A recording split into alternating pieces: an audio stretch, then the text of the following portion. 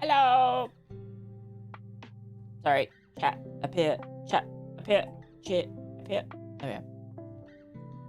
Yippee. Thank you, good Alima, for 12 months of support. Thank you very much. Good morning. Hello. I am a little tired. Hello.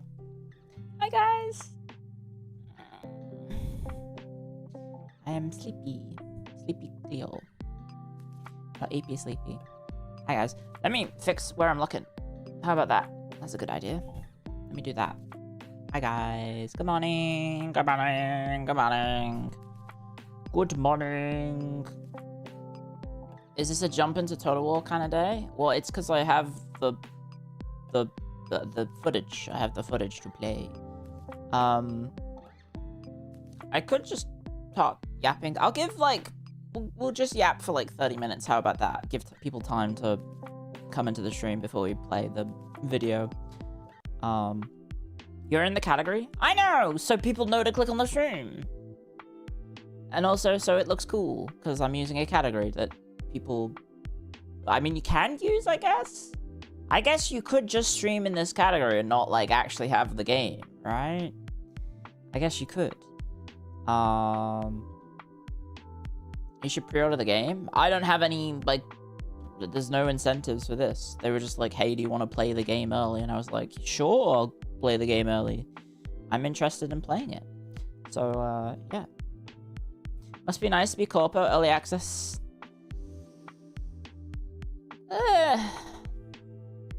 M1 Grand, why are you here?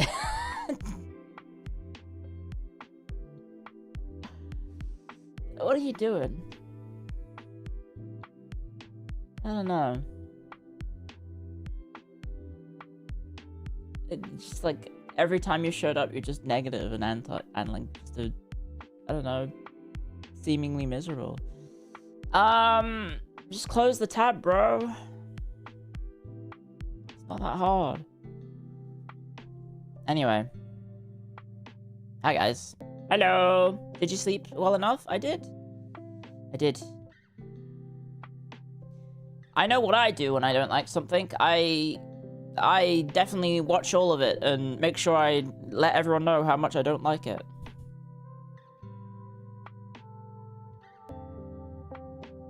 So that's my pro strat. Because I gotta make everyone know, make sure everyone knows that I don't like something. Anyway, hi guys. Hello.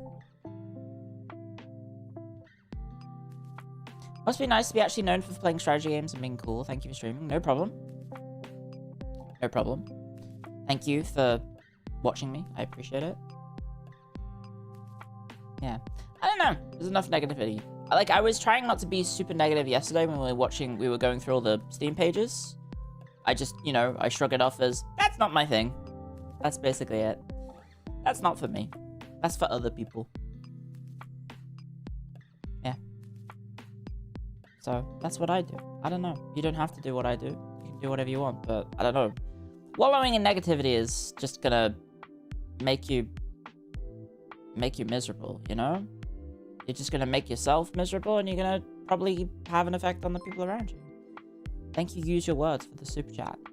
You don't like super chats. That's fair enough. Oh, I hate super chats. Oh, I hate super chats. Oh, hello, M1 Grand. Debate successful, LMFAO. I was just pretending to be a miserable git. I was just pretending to be a miserable git. Yeah, definitely everyone's going to associate you as not being a miserable git. Thanks for the money, though. Thank you, Amelia Stranger, for the super chats. Is there a Total War 40k faction you are looking forward to the most?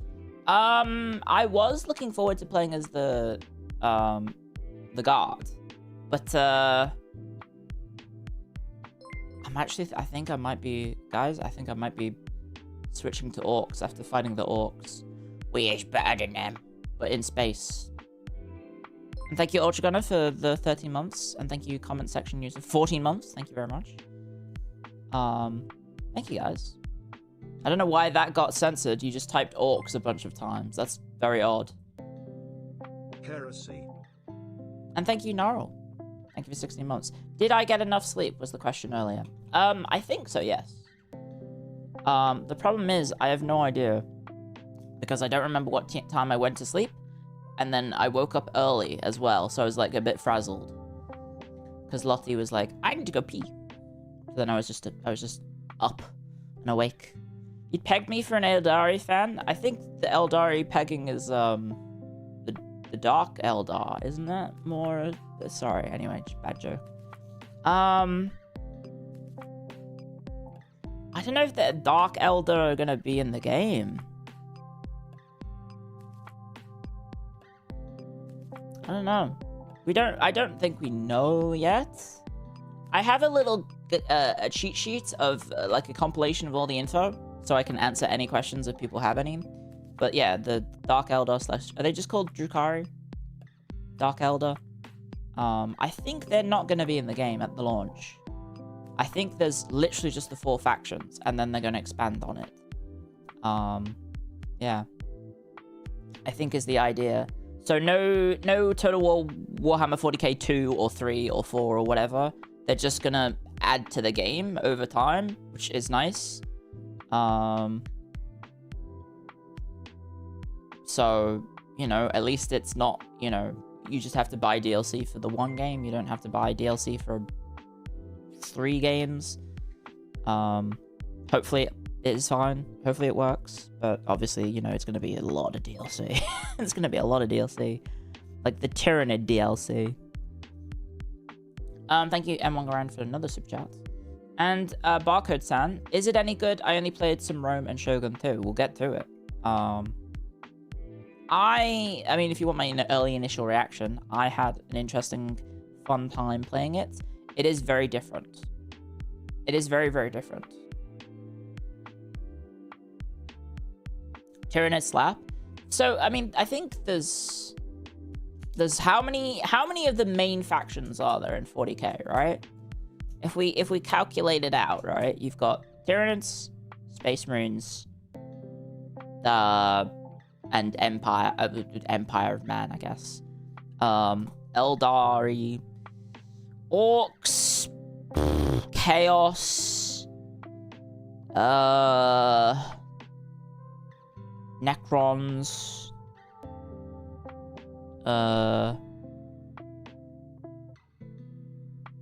Tau. That's 7. And I've put the Imperium of Man, Empire of Man, sorry, Warhammer 3. I've put all of the humans just in like one bracket there. But then yeah, obviously you have like the Traitor Legions, and I think at launch, Traitor Legions are just going to be generic Space Marines, right? I think that's what they've said. They'll come later, but Traitor Legions are literally just going to be, I don't know, they're just going to be regular dudes and in different colors, and they're hostile, I guess, to the regular Marines. Space Marines, Eldar, Dark Eldar, Tau, Orcs, Chaos, Tyrannids, Necron, Sisters of Battle, Imperium Guard, Gene Stealer Cults, Inquisition. I thought Gene Stealer Cults were a part of the Tyrannids. Are they not in that faction? It's a sub-faction of a faction. Okay. Interesting. Sub-faction stuff is where it's going to get very messy. Oh, yeah, that's true. I think it's launching with... Technically, in terms of factions, I think it's launching with, like, 2 guys for the Space Marines. Like, 2 named chapters, which is the Ultramarines and the something else. I think the Salamanders. I think the Salamanders and the Ultramarines are the 2 Space Marine factions in the game at launch, and then the rest are going to be maybe added. Who knows? You can make a Gene Stealer army or a Tyrannid army. Oh, okay. Fair enough. So yeah, I don't know much about 40k tabletop, I apologize. I never got into it. My cousins did. I had cousins who got into it, and they gave me a little Space Marine, and I didn't know what it was.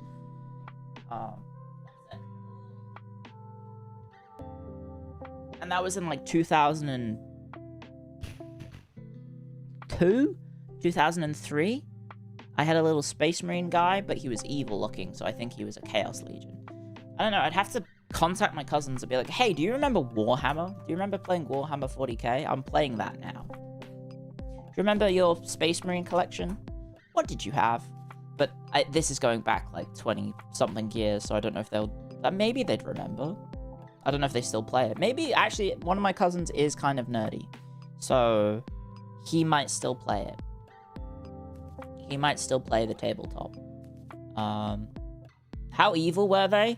He had an evil red helmet and black body armor. So I think it was a custom. Also, my cousins were not, like, this was like 2003. So I don't know how old they were. Probably like, they were teenagers. Edgy evil guys. They were blood ravens, maybe? Did they have spikes? I don't remember. I don't think I have the little guy anymore. He's probably in my parents' place, maybe. In a box somewhere. Or in a drawer somewhere. I don't know. I have no idea. Oh, thank you for the super chat. Is it any good? Yeah. Also, Irie's official tie, if we're going based on tabletop, there's around 25 factions. Okay, cool. And the boss and Barcode Man, or Barcode San. I love generic line infantry. Is there line battles? You can do that. I don't know how successful it will be, but you can do, like, straight up battle lines. Thanks, Lottie. What are you upset about? I think that's the neighbor. Sorry, she was literally right next to the mic. She was asleep behind me, and she heard a car door, I guess. Oh, 1 second. Hello?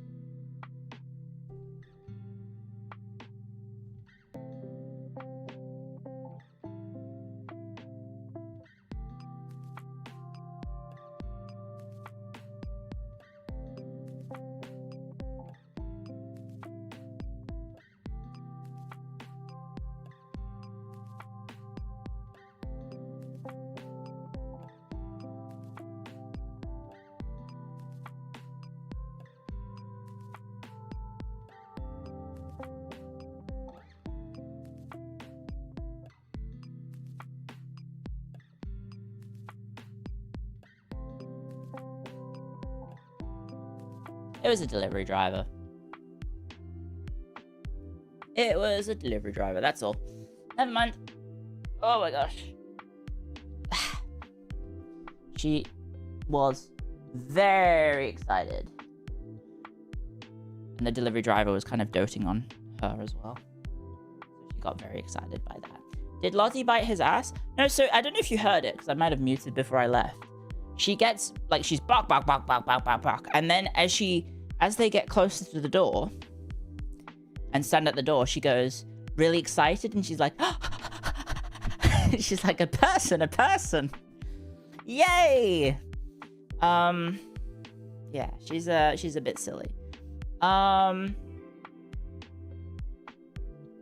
She's like, yes, someone who can give me a tummy rub. Perfect. Hey, you're a bit of floozy for tummy rubs. I know that, Lottie. I know that she's like that. Thank you, Silver Hobbit. Thank you for 15 months. Clio, ice, Quibby, Clio, ice, but yeah, there's a few things I want to talk about. Obviously, we'll get into the Space Marine thing, not Space Marine thing. I guess it is Space Marine related. Lottie, what are you whining about? I don't know if you can hear that. She's making a very high-pitched whining noise.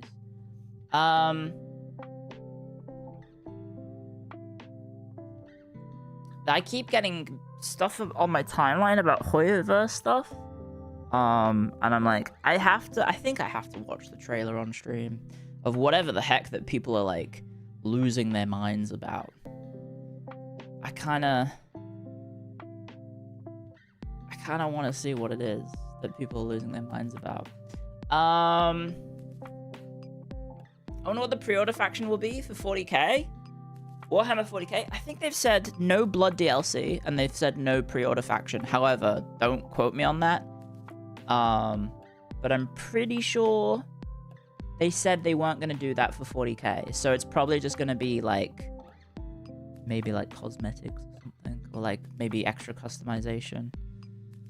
Or like, I don't know, you get a statue of a guy. I guess maybe we're moving away from physical special editions or pre-orders or all that other stuff. They said today that blood and gore is part of the game. I mean, it's 40k. You can't have 40k without blood and gore, right? You have, like, the whole setting is kind of built on ripping and tearing and blood and guts and all that jazz, right? Yeah. They have chainsaw swords. Yeah. So it's all incorporated in the base game. How long have I been streaming for? 25 minutes. We can get into the game. If people are interested. We can get into the game.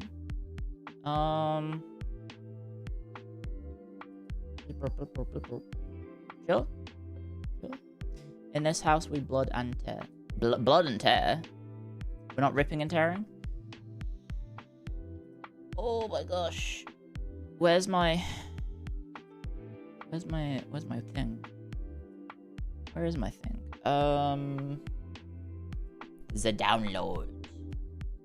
Be very funny if it is somehow lost. The download. So I have an hour and 43 of footage, just a heads up. I have an hour of 43 minutes of footage.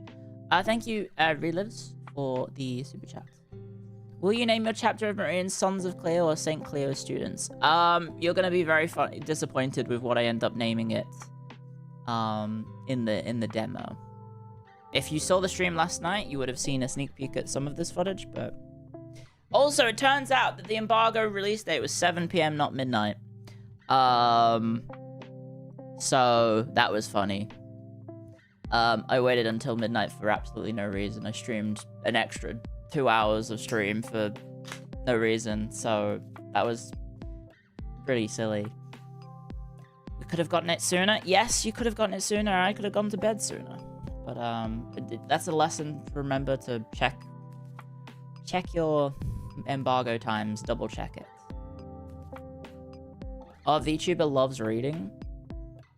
Yes, I do. I'm gonna read and tear until the job is done. I think I just need to press this. There we go. And then I'll get out the way. Hello. Let me find my VTuber. There we go. Get out the way. I don't think I'm covering any UI elements in the bottom right. However, I will adjust if I see anything. Yeah. Is this my playthrough or something else? This is mine. This is me. So, I'll probably need to put a little disclosure up. I'll put it in the stream. Text. I was playing from the other side of the planet. So to explain how it worked, I was using Parsec, which is a software that allows you to connect to PCs remotely from your PC. So I was using that software to connect to Britain.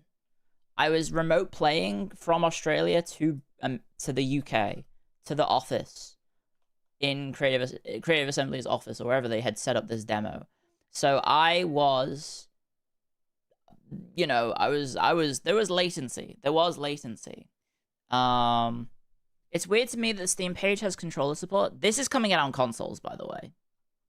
This game is coming out on consoles. Thank you again for the super chat, by the way.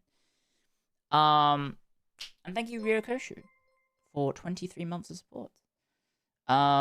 Is it PvP or PvE? I think it will have multiplayer. It will definitely have multiplayer. They haven't said anything about it yet, but this was all just single player.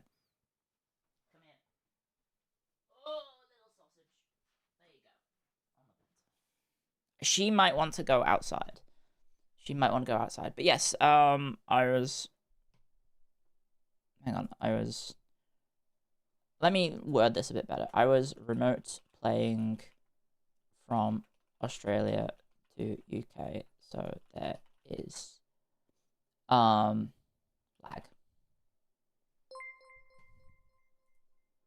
There you go. Hopefully that explains everything. Thank you for the super chat. Thank you. We're starting? Yeah, we can start. I figured we can start, and I can also leave it running, and I can run to the kettle. Because I already had my first cup of tea, guys.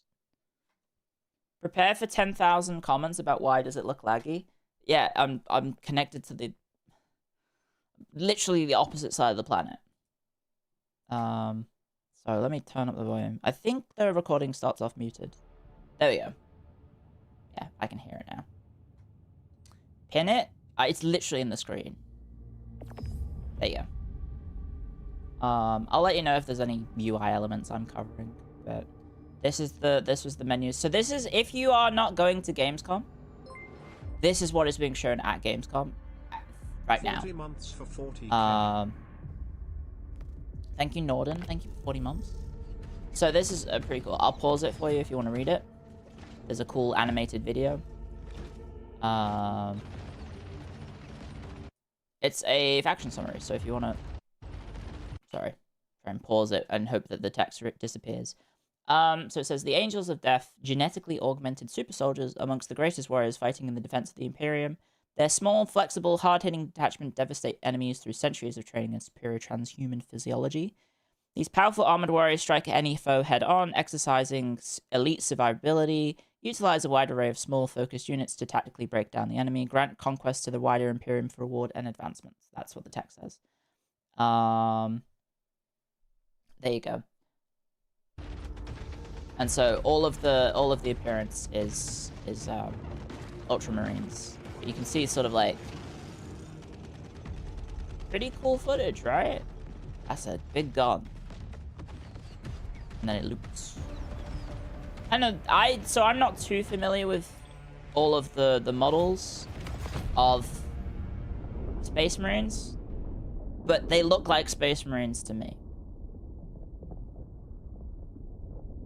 What chapters are available? So in the customization, the two set ones that I saw were Ultramarines and Salamanders. And then you could make your own, but we'll get to that. The galaxy burns. I'll shut up. There is no peace amongst the stars. They flicker like a million candles holding back the night. Some will falter, some will fade. A few will linger on, their worlds worthy of protection. The Emperor's left hand descends for his angels. Courageous, dutiful, but ignorant of the trials to come. A journey is required. These warriors must seek the light before they can safeguard it. For if they fail, the candle they hope to shield, and many others, will be extinguished.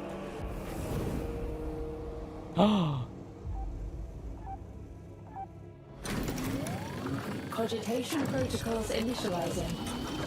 Nodal link established. Fleet modules online. Synchronizing crew data of the Emperor's Torch. What is our status, Fernand? Captain Halsor has made planetfall and awaits our arrival on Umbral Prime. Very well. Commence mission protocols. Cogitating. Decrypting mission objectives. Ident seals verified. An inquisitorial petition for aid. Operation Illumination. An inquisitorial vessel named the Sagacity has been lost, presumed crashed. It was transporting cargo of extreme importance to the Imperium. What cargo? Data has been redacted. It must be recovered at all costs. Arrival imminent, Lord. Prepare for real space re-entry. Yippee! So there you go, there's the opening cutscene. I didn't want to talk over it because I figured people would want to watch that. Thank you, Slimy, sorry. 2 years, sorry. Thank you very much. Real space translation complete. Oh, that's over chat. Ship systems operating within acceptable efficiency parameters. Thank the machine god. Entering orbit of And there you go. So this is the box link with our strike detachment. the overworld. Have you located the crash site? Coordinates have been confirmed. It lies to the east. Then we are close. Yippee! So yeah, this is just the tutorial. It is a big space marine. So it's Total War, right? You have little men on a map, and you move them around, and that's your army. So camera controls. At this point in the demo, I was experiencing some pretty major latency. So you can maybe understand that, like, wait, this looks very slow. It's literally because I had, I think at this point, somewhere in the region of like a 5 to 10 second input delay on my inputs. They fixed it later, so it's not so bad. I think they got it down to like within a second. Why is it so laggy? I'm remote playing this from Australia. So I'll pause it, and if you have any questions about like the UI, I'll try and answer them. But yeah, so there's action points and movements. And so the world is basically broken up into grids. I don't know if you can see it, but there's kind of like, obviously there's these operational zones, and there's faint lines in between, kind of like how like provinces and regions in Warhammer at the moment. It's kind of broken up like that, except you just have a flat amount of movement rather than a number-based movement. So there's just, you have two areas, you have two action points per turn, and you can use them per turn. So no more moving around the map at a billion distance and then fighting settlements and then keep moving. So yeah, I was recording this from Australia. It is time for war. Recover the cargo at all costs. I was playing this from Australia, and so I took a peek at like some of the enemies I could see. So there was some slugger boys and also Big Ross Ruckduff. There he is. Awaiting orders. You mean per unit or per general? Now we purge the enemy. And then yeah, you can kind of see like we are destined to win this despite being incredibly outnumbered, because I guess that's just Space Marines in it. Thank you, Ares official tie. You've been waiting for this game for like 10 years. It's surreal to see it. Yeah. And it has a release year. They have confirmed it's coming out next year. So if you didn't see that, it has been confirmed this is a 2027 release. So not actually that far off.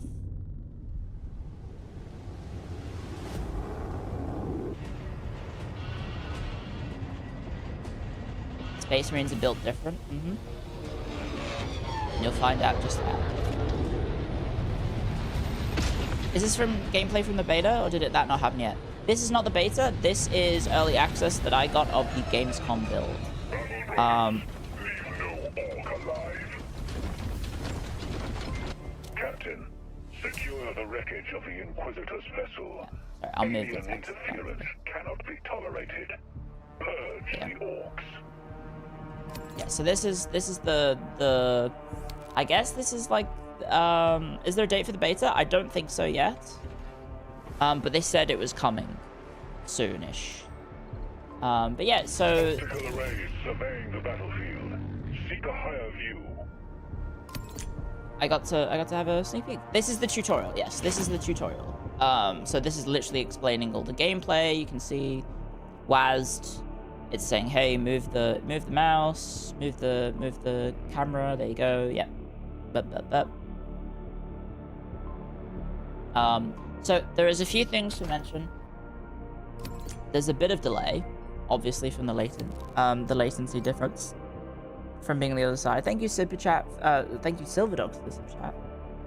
And thank you for the 1 month of membership on YouTube as well. Thank you. So, a few things to mention. It is good doctrine to set up With optimal positioning to oversee the you can see, oh wait, hang on, I have to go over there. You can see that hopefully there is a bit of latency delay. But it looks pretty good. It's pretty good. Tiny scale looks bad. Space Marines operate in small groups though.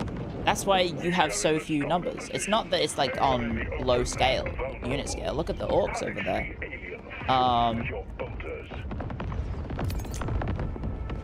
So yeah, this is the tutorial.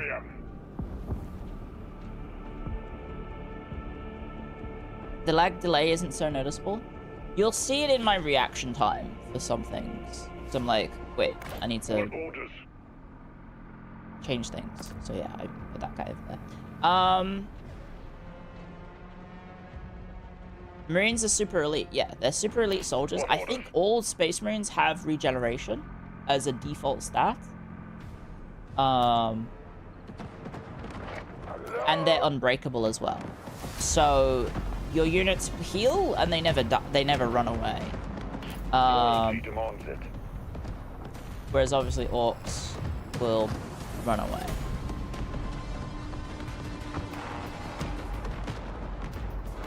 They shall not know fear. And yeah, sorry, I didn't get good camera angles at first. I didn't get very good camera angles at first, but I figured you guys would want to see these animations of orcs blowing the fuck up. And then the Space Marine shooting.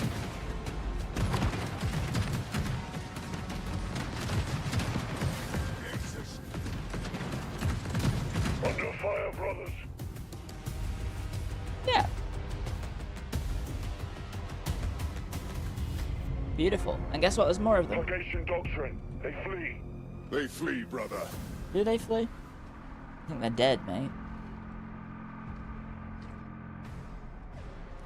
So yeah, if you have any questions, please let me know. Yeah, so there's no ammo. Units have infinite ammo. Also, yeah, this is the fire at will. Obviously, you know, units come in range, they will shoot. There's that one guy, there's that one orc running in by itself. Watch it get absolutely obliterated. I think there's like a little bit of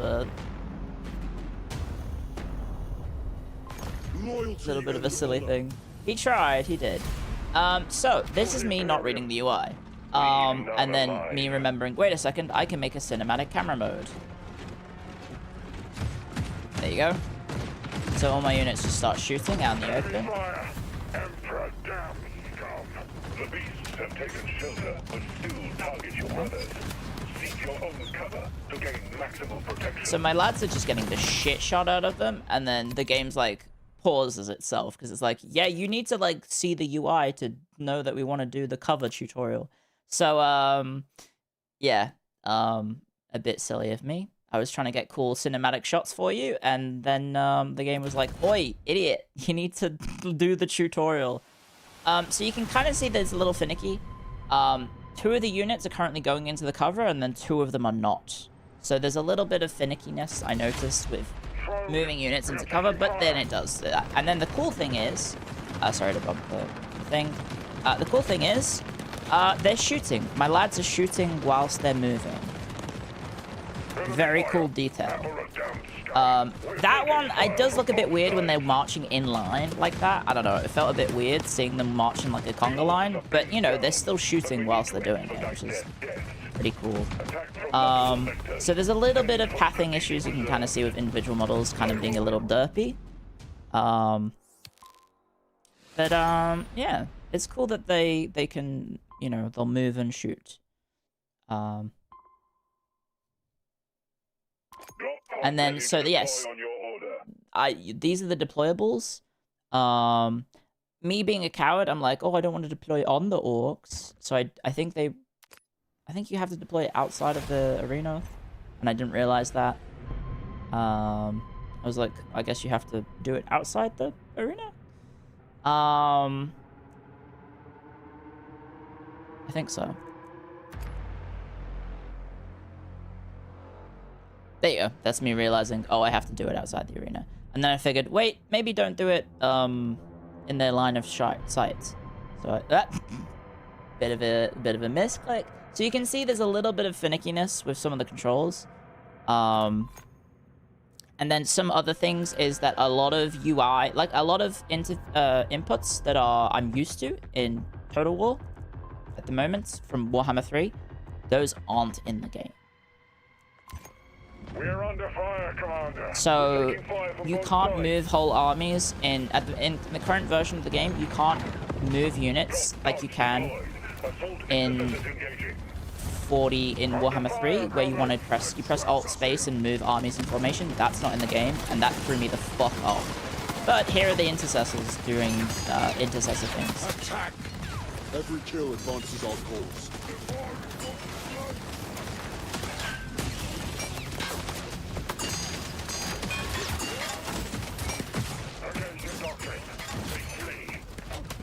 There you go. And you can see there's still, you know, the Total War isms of like units kind of getting stuck on each other, and there's the kill eventually. And then there was a funny thing where the orc started floating, and he's like, and the texture, I guess there's like maybe invisible terrain there that walking over. But I mean, it looks cool. Our duty to kill.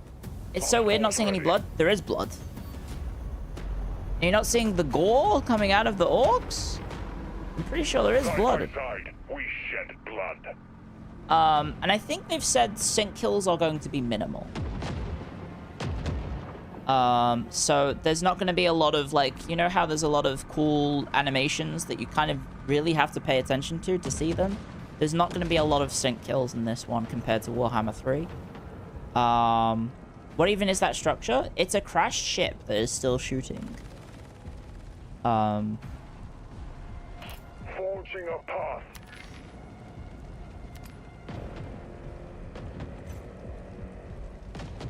The UI reminds me a lot of Age of Wonders. It's very minimal. And, like, I think I had a Warhammer stream, what, 2 days ago? Yeah, 2 days ago, in which I was playing as the Skaven, and I had a billion... Stay sharp. I had like a billion rats on the screen, and I was just overwhelmed. This seems a lot easier to manage, just because the panels are... that you know how, like, in current Warhammer, your unit panel kind of gets all squished, and all the unit panels get really small. This one seems like there's plenty of room to see all of the UI. Identify targets. For the Emperor. Do Lords work similar to Three Kingdoms? I've heard yes. Taking cover. So at this point, you basically just get overrun with gobbers, and I was like, oh, I said gobbers, orcs. So I go back to the cover that's back here, and I don't know if you were supposed to do that, because I think you're supposed to just draw them in and use the cluster bomb effect, which is essentially magic from Warhammer 3, but it is Space Marine, not a Space Marine, 40k. So it functions exactly the same as if you were doing like a burning head, right? You draw the line and then it goes. Obviously that's gonna miss some of the early ones, but enjoy. I think I miss it, don't I? Oh no, there we go. Yep. Are there hero units and experience for troops? I believe there will be, yes. There's to both. Thank you, M1 Baron. The super chats. There will be experience, and there will be special named characters, and those characters will level up, but it won't be anything like Total War Warhammer at the moment, where you have like 30 skill points. I think it's literally just going to be like you level up and you pick one of two options, I think, or like fairly you know, streamlined, I guess, in terms of how it will function. Anyway, so here comes the actual enemies. I think I had to march up for them because they're not marching up. The war boss. Target Is it bringing... destroyer. What do you think about the changes to objectives and battles like point capturing? I think it's fine, right? Instead of just having it be a slug-off, I guess it makes sense that there could be fighting over resources or strategic placements in the map. It gives you more variety than just, oh, I'm gonna pick the optimal spot on the map to fight from and just let the enemy run at me.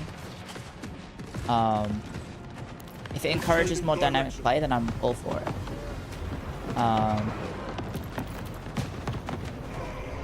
So yeah, here's the war boss. I can't remember what his name is, like Rugtuff or something. Rugtuff. Identified. Big boss Rugtuff. And so his lads are big. They are very big. So that's a war boss with, I guess, bodyguard units. And they are actually pretty nasty lads. They're beating the fuck out of the Marines I had.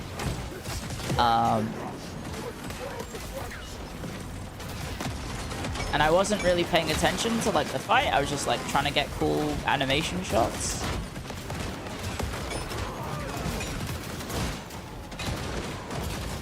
I was just trying to get you a good shot of the animations, and then I realized, wait a second, that's a billion enemies. And you can see me kind of like flail. So it's right click and drag for spells, left click to cancel. It's like a very... In Warhammer... Oh, I'll shut up. Yes.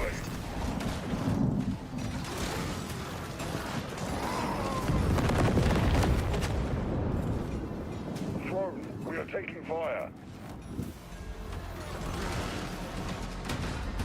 Pretty cool. So I actually killed most of my units there, by the way. Targets identified. A lot of my units took a lot of damage from that. So I do end up hot dropping, and you can see me kind of flounder with like the things. I'm like, how do I get rid of the drop pods UI? Because I'm like, what is going on? You have to just click on it again. There you Space go. Marines deployed. First Marines. Join our righteous We have cause. halved their number. Love slashing kids. Under fire, brothers. Let them come. By the Emperor. And then, yeah, for some reason these guys, I guess I wasn't selecting them. Push through the And you can see I missed click there, and all of my guys start moving because they think, oh, I did a move order then. So the mouse cursor stuff changes is a bit weird. I'm not too much of a fan of the change because it's now like a circle instead of a big left, like a big click symbol. So you can definitely, it's easier to misclick in this game with your units. And then also, Off our foes like flames. there you go, he dies. His head explodes. I don't know if you saw that.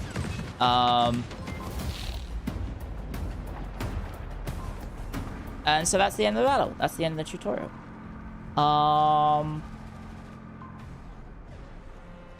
war-tempered and ready. And so you can kind of see, you know, there's still a lot of Space Marine-y. I mean, not Space Marine-y. Still a lot of Total War stuff. You can see there's two orcs there kind of stuck on terrain. There, hang on. You can see there's like two retreating space orcs there, over here. Just kind of stuck on terrain. No one's shooting them because they're not necessarily there. Those are things from current Total War games that, you know, it's just kind of a little. It has its Annihilation orders received. quirks and jank. They're just hanging out there. And so yeah, I showed you off some of the gore in the map. And then I think I was like, wait, are the enemies still on the battlefield? And they are. So here's a retreating lad. There he goes.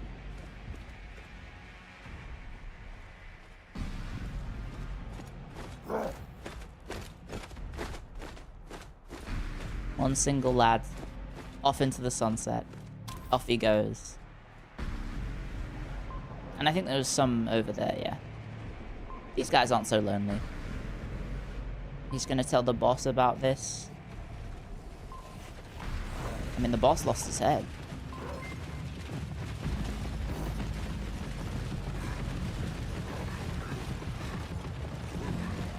Thank you, Big Mike. The important thing is we get beaky helmets. Thank you for the super chat. Also, Glintlock, thank you for 15 months. I was like, can I deploy anything? Oh, wait, yeah, hang on, I forgot about this. I think it didn't let me. Because the battle was already over, so I couldn't use it. You can see me trying. I was like, it'd be pretty funny if I carpet bombed the fleeing orcs. But you can see it's not working. So there you go. I don't know if it is indicated in this screen. It doesn't seem to be, but there is a change to the game. From Total War Warhammer 3 and I guess existing Warhammer games in the series. When you get your casualties, there will be two types of casualties now. There will be units lost, so killed in battle, and there will be units wounded. Units wounded replenish faster, units lost replenish a lot slower, and I believe for certain factions, like Space Marines, where obviously 23 Space Marines dying in one mission is, like, catastrophic, right? Like, that's... in lore, that is, like, horrendous amount of losses, right? So I believe the way that Space Marines will be balanced is that any losses will be very hard to replenish. But there, on the alternative, if you're wounded, replenishments won't be so bad.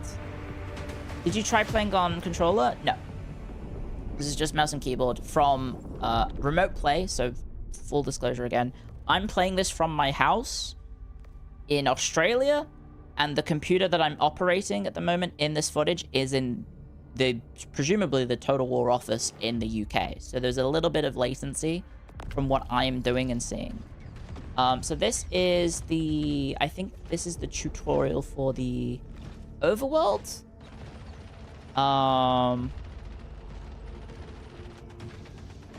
You see me trying to click on the other modes? Yes, I did. I was like, I want to click on the others. I want to see what there is there. You must have really long arms. Why? Because it's just how it is. They're not gonna fly me out to the UK to play this, guys.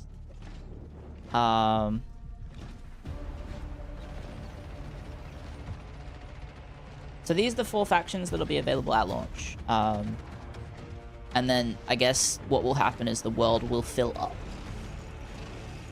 I think one of the main concerns would be that with only 4 factions, there's going to be maybe not the most replayability at launch. So hopefully factions don't take too long to be added. That said, I think I saw in the article I was reading, they said that they're going to be doing these things called, hang on, I have it open on my other monitor. What is it? It's called Crusade Theaters. So it's a massive 600 turn mega campaign across multiple theaters in space. You play the same faction through all of the entire thing,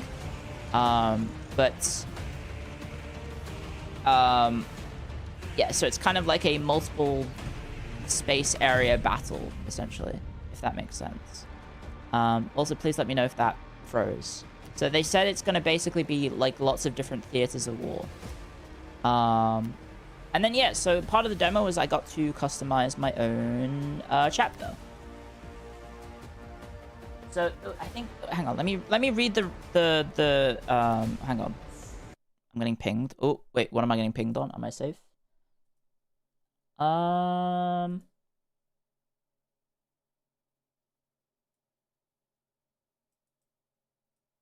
Oh, okay.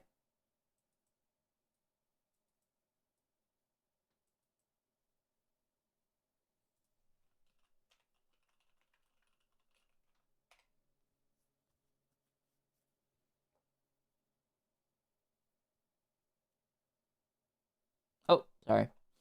I just had to reply to an app.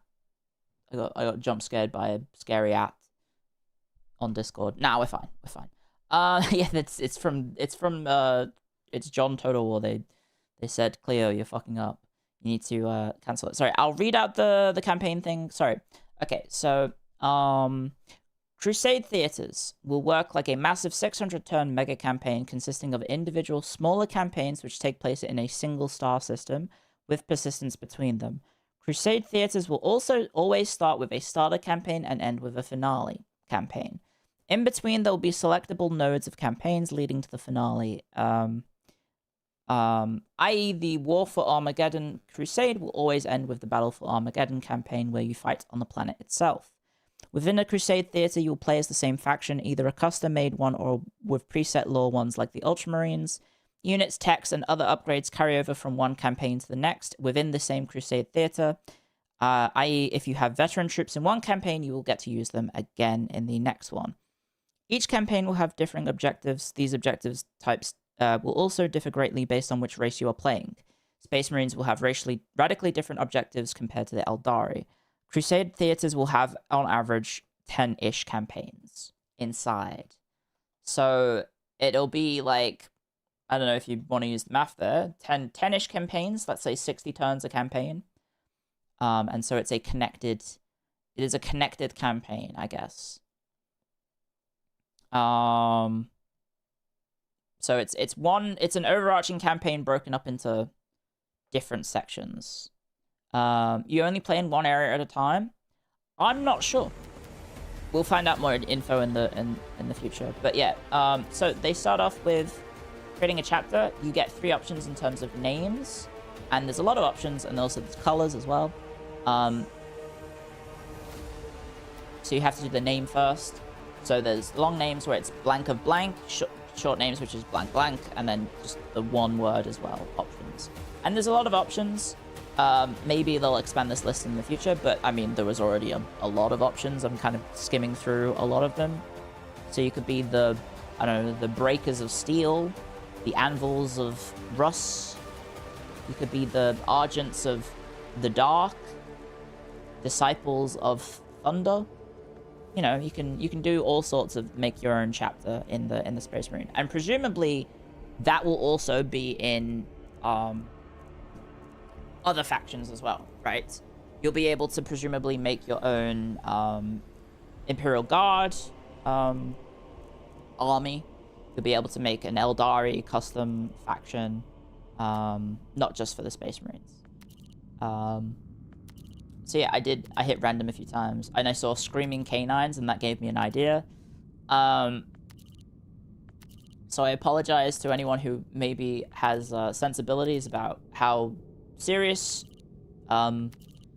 Space Marine chapters should be named, because I saw the fact that you can call it canines, and I was like, well, what if I made a Space Marine chapter based on my sausage dog? So yes, my Space Marine chapter is themed on Lottie, my little sausage dog, and very serious, very, very serious. Did I just hear Eldari? Yes, those are one of the 4 factions at launch.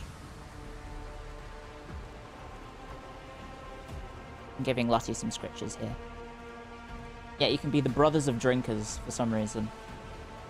Grey chapter. Grey canines. Howling canines. I was like, that's pretty good for Lottie. Howling canines. Patient canines. That's not very Lottie-like. Pooping canines. Screaming canines. Silent canines. That's definitely not Lottie. Still haven't seen any Eldar gameplay. No, and I don't think you will with this drop. There will very unlikely be any drops, or any not drops, any info about them. I don't think they're in the game or any publicly shown yet. So yeah, there you go. I went with spitting canines, and then my dog is like a chocolate-colored sausage dog. So I apologize to anyone who has any sensibilities of what a Space Marine should look like, because I did end up just making a chocolate poop-colored Space Marine chapter.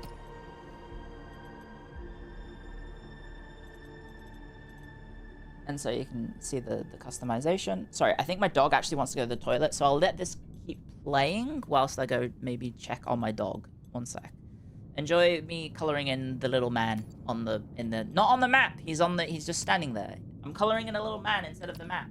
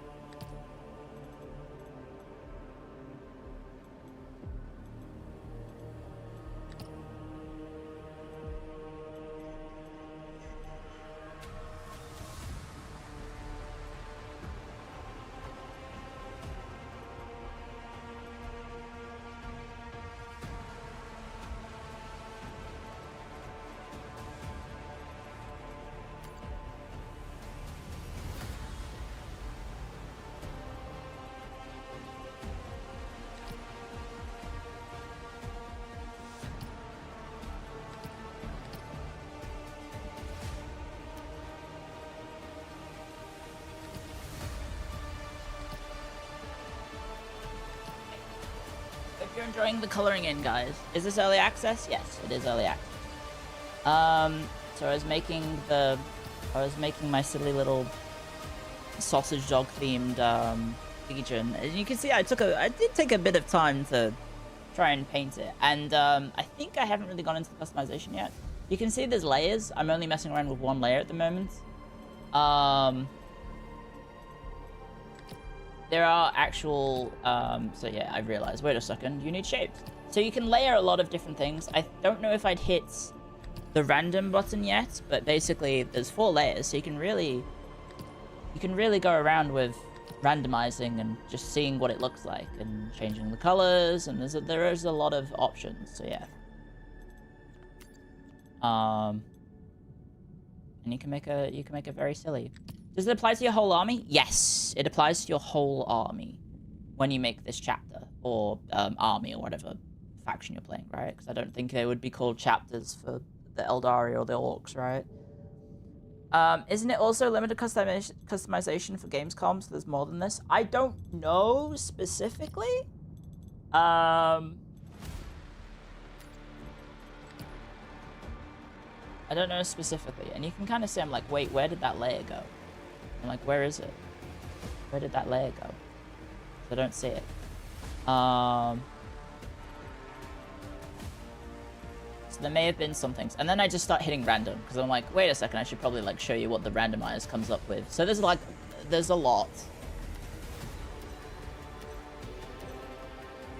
And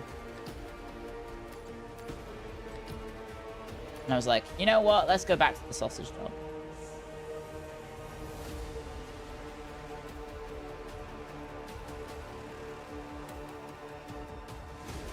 Kinda wish you had more than one color, but it is your dog. Yeah, sorry. I apologize if you wanted maybe something a bit cooler. I was basically just making my sausage dog a space marine. And she's a brown sausage dog, so there you go.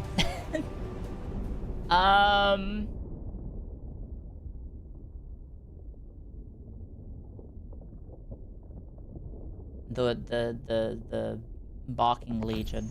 You heard her earlier. War rages in the Talos Stars subsector. A critical astropathic relay station has fallen to the Orc Scourge. We, the Adeptus Astartes, are inbound. Our mission, to retake the station and purge the Xenos threat. Suffer not the alien to live. Entering orbit. Orc fleet detected. Taking damage. Retaliating. Targeting Lance batteries.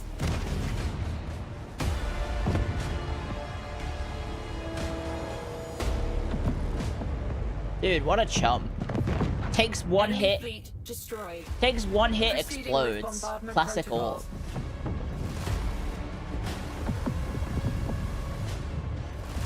Awaiting further instruction. Are there space battles? I Strike don't force is think primed for there deployment. is. Our battle brothers are ready to make planetfall. The objectives are clear and verified. I Slay don't quote the me Orc on that. filth and capture the relay station. For the Emperor. We don't know. Okay, that's a good idea. To not say then. I have no idea. I have a feeling a lot of the focus will be on the total war ground warfare experience. I know that carriers are not a thing. I know that for a fact. Anyway, yeah, so the UI, this is the overworld. So this is the hang on, I'll move that back over here. So this is the overworld UI for campaign. So this is a settlement. This is the territory I had at the start. And so this is the city. I guess this is what is it? It's Predation Alpha. There's apparently, 45 trillion people living in this city. And there's also a governor. So these people, there's these governors, and they have cool little profiles, and they have personality traits, which is kind of cool. It reminded me of the Ataman system from Total War Warhammer 3 for Kislev. So yeah, I'll try and please let me know if you want me to pause on any of these UI things, so that these are the personality traits of the leader. Lumi, thank you for the raid. Hello. Hello, Lumi. See, we were told to ask about 40k. Hello, Lumi. Sorry, I'll pause the video whilst we say hello to the raiders. Kaneko Lumi. S-O Kaneko Lumi. Yeah, they're cool little portraits. She looks very cool. I don't know if other content creators had different portraits or whatever, but yeah, that was the one I had, was this lady. Consul Militant Meloeth Harkoth was the lady I had. Welcome. You gotta restart for the raiders? Yeah, sorry, raiders. If you want to see the first 37 minutes, that's how much I've shown so far. This is not Afterworld, this is Total War Warhammer 40k. Thank you for the raid, Lumi. How was your stream? What were you up to? Did you play Dawn of War 2? I need to learn how to play that. I need to play with Dawn of War 1 and 2. Oh yeah, and then 3. No, 4. Sorry. No, wait, 3 doesn't exist, right? Dawn of War 3 doesn't exist, right? I think. And it's really weird. They're doing Dawn of War 1, 2, and then 4. Maybe Valve secretly made it or something. Thank you for the raid, Lumi. What faction am I? I'm playing a custom Space Marine chapter called the Spitting Canines, which is based off my sausage dog. And it's a sausage dog faction. So my Space Marines are colored like Lottie. But yeah, this is the UI. So I'll just be 1 sec, 'cause my dog wants to come back.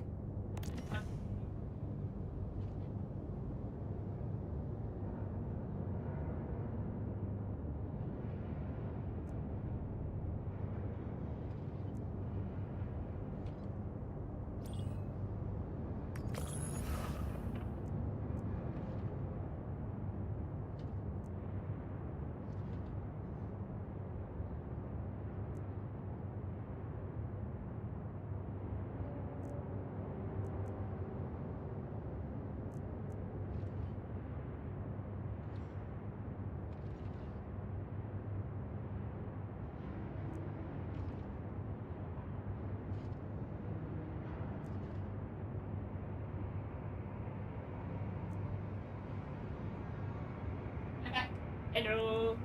And so yeah, this is the recruitment. Sorry. Custom factions from the get-go? Yes, so there's, I believe, going to be, at launch, 2 set factions for each faction. So I think there's Space Marines, for Space Marines there's Ultramarines, and I think Salamanders. And then you can do custom factions. So the color scheme in the UI is all very Ultramarine. And then, yeah, so I was just sort of like looking through the UI. Also, please be aware, like, I'm playing from the other side of the country. I mean, other side of the world.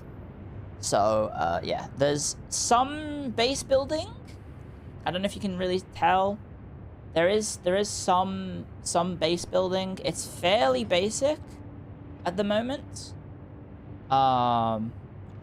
You have basically just different upgrades. There's different categorizations of buildings. They do different things. However, obviously, probably most of them aren't like actually doing anything. I think I just built the ones that make money and left it at that. And then, yeah, so movement. I forgot to mention. No, I think I said it earlier, but movement on the map is now based in, like, you just simply have 2 action points, which means you can basically move 2 areas. And so you can recruit units without them being in an army. You don't need to worry about that. You can either recruit them into the army straight away, or you can recruit them separately. I don't know if that was demonstrated just then, but yeah. What was that frame rate? I'm playing from the other side of the planet, so there's going to be a little bit of technical performance issues. Are you confined to 1 planet? There is going to be multi-planet campaigns, I believe. It's called the... Was it the Trench? No, Crusade campaign? What was it called? It's called, Crusade Theaters. That was it. Yes, I was remote playing this from, using Parsec to the UK from Australia. And so this is the recording that I have of that campaign. This was at 4 AM, by the way. This was at 4 a.m. So you can see how the world is kind of broken up. I do spend quite a lot of time in this section because obviously I like map painting. So I was curious of like just checking basically everything. I was also hovering over the units just to sort of show off stats, but obviously all of that will probably change. There is unit experience, as you can see if you hover over the units. Different ones. There's a librarian, so I have a psycho unit in the army. I think I kind of, at one point, I am just hovering over everything. So if there's anything of interest, please let me know. I'll try and pause it. But yeah, I saw that. There's like there's a little thing over there. And I think you just have to end your turn there. Send a detachment to this district to recover the Land Raider. Yeah, I think I just had to stand on it. And then I end up recruiting some lads. You will answer the chapter's call. And I did want a tank. I did want to get a tank. Because it's a tank. Right, you want tanks. Is each unit special? Do they have different stats? So they have different weapons and different stats, yeah. And so there'll be a, I don't want to say it's exactly like Fire Emblem, but there'll be probably a rock, paper, scissors of X beats Y, Y beats Z, Z beats X, right? And I think they mentioned that there's also, certain units are better in certain, circumstances. Like, for example, heavy ordnance and explosives will be good at cover busting, whereas, you know, that's not going to be as useful if you're just having a straight shootout. And then, yeah, so I actually get pulled into a battle here. But it's an auto-resolve against the little Gobbo army. I said Gobbo, greenskin. Orc, sorry. Force of habit, Orc. Will there be, like, marriages? Who knows? Who knows? So, yeah, it's just an auto-resolve showing off the campaign map. I think the battle at the end I get to do. And so, yeah, I apparently had 2 casualties. In one of my units. And there you go. I think, Ready to do the Emperor's work. I think that was the army I just faced. Yeah. So it was a little bit odd, right? Because I was thinking, why did I get dragged into that battle? But it's probably because they didn't want me to go that way. But yeah, as you can see, because that's actually 3 areas away, I can't reach it. But there, I figured out the button. Oh, there's the Land Raider. The garrison is the Imperial Guard, yes. So I think the Space Marine faction is kind of going to play like a Warriors of Chaos faction. In, I think how it's going to play is, it's going to play like the Warriors of Chaos in Warhammer 3. And so you will be, as a Space Marine, you will have your home area maybe, but you're not going to take much territory for yourself. You're going to feed it to the Imperial Legion, the Imperial Guard faction, or the Astra Militarum faction. And so if you take too much stuff as yourself, you're going to end up, you're probably going to end up affecting the suspicion mechanic, which I don't know if I hovered over yet, but yeah. So as the Space Marines, you're probably not going to be taking much land yourself. You're going to be feeding it to maybe a vassal or an ally. Anyway, you can see in the auto-resolve, the aggressor died. Because that was apparently a lot of gobbos. And then I was like, oh no, my units took damage, so I'll go back home and check out replenishments. But yeah, you can see the map, like it's pretty sizable. And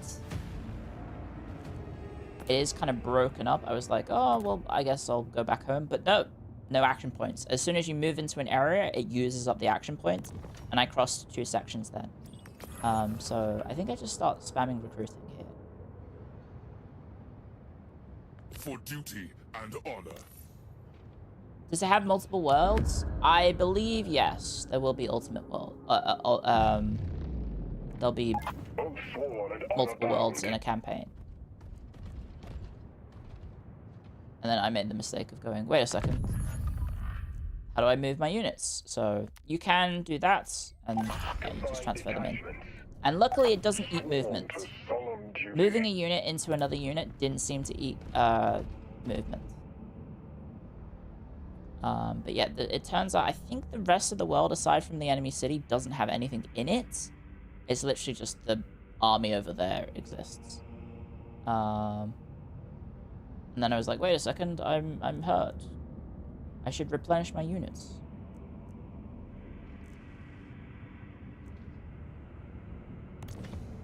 Trader guard? There are going to be trader guards, but I think trader guards are generic. A lot of the like chaos factions are just gonna be like probably like placeholders with like generic looking guys. Generic space marines, generic imperial guardsmen, like if there's any traitor imperial guards. Those will all just be generic until they get eventually, I imagine, more like factions added. So there's no chaos at launch. It'll be like Warhammer 1. Yeah, probably.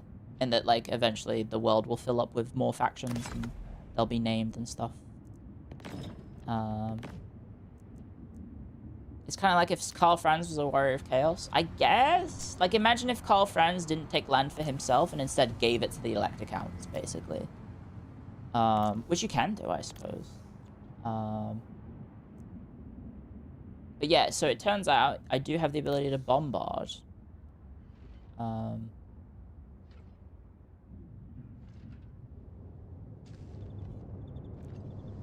It's kind of like Nakai, I guess, yeah? But I think you do have the option as the Space Marines to just take land for yourself as well. So I can see the garrison, there's quite a few units. And there's also an army. We follow the Codex.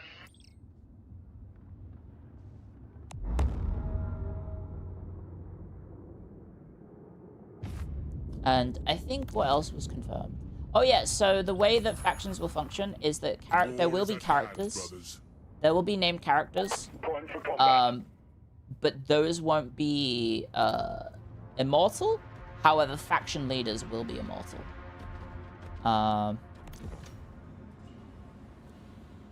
Awaiting orders. So you will have the ability to have characters die. Oh wait, and that did use all the movement then, I just saw. And I'm still kind of just like messing around with like, the map, like faffing around. Are they going to do chaos as a pre-order bonus? I think they've said no pre-order bonus. So there's no blood DLC, blood is in the game from the base. And there's no pre-order factions. And that the way this game is going to work, and you can see I'm not actually getting replenishment in that area, even though it's friendly territory. So I am able to recruit there, but I'm not getting replenishment. Poised for action. So I think I move over here, and now I get replenishment. Yeah.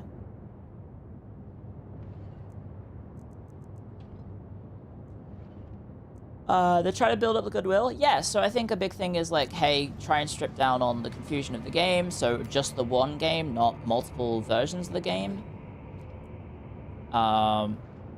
Which is nice. Because, you know, a big thing about Warhammer Total War at the moment is you're trying to pitch 3 different games at people so they can play the full experience. This will be at least more easy to handle, right? If they just have the one game and they just add to it. And I think at this point, I think I might recruit one more unit. Redeploy to target sector. Yeah. And so I think the way that it kind of works is that if anyone hostile moves into the sector, like the sector of the map that you're on, so the like, little sub-region, if anything moves into it, you fight. And then I think if you're an adjacent sector to any battles, you can reinforce. So I don't have like perfect knowledge on that, but yeah, that's kind of what I assume. Clio's early access? Yes. So this is just me going over the UI and checking. Oh yeah, an edict's available. I completely forgot about that. So yes, there are edicts. So you can choose these effects for the area. And they give you different buffs. So I'll pause it. So a portion of the planetary tithe is redirected to aid you in the fight. So that gives you more suspicion, but you also make more money. Greenskin Purge focuses the local populace on cleansing orcs from the area, which gives you fightiness, -3, which is a stat that I don't know if that's going to be the name of the stat when you, I don't know. I guess that might be an orc faction, perhaps, stat. It might be fightiness as an orc faction, and then influence as well. How hard was it to gather resources? I think it's just you build buildings that make money, and that was it so far. Construction Edict focused on the local populace, so influence -10, but buildings are cheaper. Can you put guardsmen in your army? So I think the guardsmen are the settlement defenders, but not in your army as Space Marines. I don't think you can have guardsmen in your armies, only Space Marines. And then battle logistics, assist in battle logistics, making detachments more effective. Less influence, but unit conversion cost. So whatever conversion cost means. Yeah, and then I think at that point I was like, oh, well, you can have all 4, so let's do it. Let's fire all 4 edicts.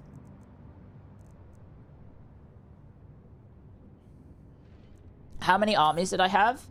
In this situation, I had 1 army. And you can have armies without leaders. Like, you don't need to have an army leader to keep units on the map. You can have the units run around by themselves. And then I think at this point, I'm like, wait, what is that top left? Yeah, I was just kind of like clicking on everything because I was just curious. What can I click on? What can I do? So I can't even afford the tank at this point because I'd spent so much money recruiting. And there's influence. Okay. Influence is a measure of which factions are preeminent in a given star system and is gained via levels of renown. It can be utilized by interactions with planetary representatives. And there's the map. So there is actually the map of this star system here. And presumably this would be one campaign, perhaps, is you conquer this solar system. Is you needing to just take every planet in here, maybe? And then you would move this army on to the next campaign, perhaps? I'm not too sure. But that's kind of how it sounds. And then here we go. So this is the UI for Space Marine factions. Imperium representation is reputation, is a balance between suspicion and renown and represents how the Imperium views your faction. Certain actions generate suspicion and renown. These contribute towards your renown rank and suspicion rank. Suspicion. Every region you directly control generates suspicion. If your suspicion rank is higher than your renown rank, you will lose influence every turn. So that's why I think it's kind of like a Warrior of Chaos faction, right? In that you have a pseudo vassal, which is the Imperial Guardsman faction that I guess you're supposed to give it to them, and you don't really own the land yourself. And then you know, they like you more. Otherwise, and that will help with the renown. So renown can be gained by winning battles against enemies of the Imperium and maintaining good relations with planetary representatives. If your renown rank is higher than your suspicion rank, you will generate influence. So this is a Space Marine specific campaign mechanic. Hi Clio, how's your day going? It's going well. Thank you. Are there no space battles? I don't think those have been confirmed yet. So yeah. It's kind of like Nakai, yes, but I don't even know if like the faction that you give the land to is even like your vassal. I don't think they are. I think they're going to be like a neutral party, and then you just want to keep them happy. What would be the punishment for lots of suspicion? Your influence goes down, and I think influence will probably affect your diplomatic situation, perhaps. But I think they've already said that diplomacy is very limited in this game because it is meant to be quite literally a total war. There is no peace amongst the stars. Type sheesh. So yeah. Kind of be weird to have a vassal of the other faction. I don't know how thematic it would be for a Space Marine chapter to have guardsmen loyal to them, right?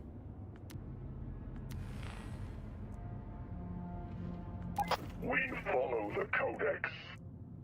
So yeah, then I move and just check all the UI stuff and just hover over things to see what happens. That was banned 10,000 years ago. Okay. I'll take your word for it. There's already very little diplomacy in 40k anyway. Yeah. A lot of Space Marines have their personal defense force, but they're not officially part of the Imperial Guard. Oh, but they are... Oh, they're not officially part of the... Okay, yeah. And then, yeah, so it looks like Orcs have their currency. It's just called Teeth. Which is kind of nice. So, I think Requisitions was the currency for the Space Marines. And then, yeah. I was just kind of, like, messing around on the map, seeing what happens.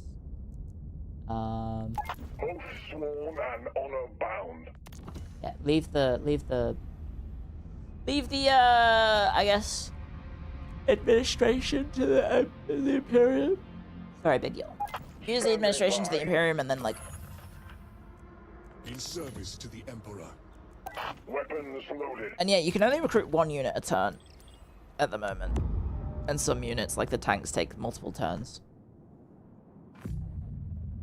There we go. So yeah, there's nothing really happening. Because I was just, like, messing around on the map and trying to see what happens. I think I even started exploring in the other direction. I was like, is there anything over there? Because, yeah, I think you do have the map reveal by simply being next to it, but there is nothing of interest. I don't think this was... It was just kind of, like, interesting looking on the map, but there was nothing actually mechanically there. And then, yeah, this is me going, oh, I have this button. I'll press it. So I just bombard the settlements, and then I think I click on the army. It took a little bit of damage, but if you look at the settlements garrison, so it used to have like 10 units, now it has 2. So I've managed to soften up the garrison a little bit. Eager for battle.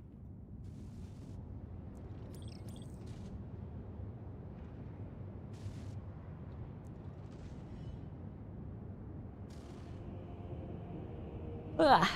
Yeah, there's unit specializations, which presumably will be like some sort of customization you can do to your units, like if you want to give them certain weapons, perhaps. Like if you have like a flamer unit, but you want to maybe give them like swords and flamers instead of guns and flamers, perhaps. And then yeah, you can kind of see like simply going into the area will cause the battle. In the Emperor's name, we fight. There you go. And so this was an actual battle.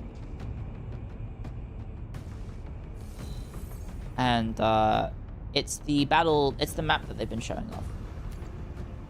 And so the garrison that I hit, bombarded, was smashed. I have 2 reinforcers, I think, and then I have 6 abilities if you want to reinforce. So Space Marines do have an ability where they can just make it so no one dies. I think.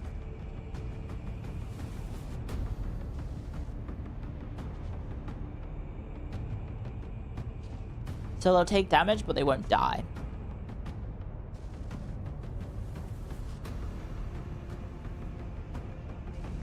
It's crazy that they'll still do formations and tight squares in Warhammer 40k.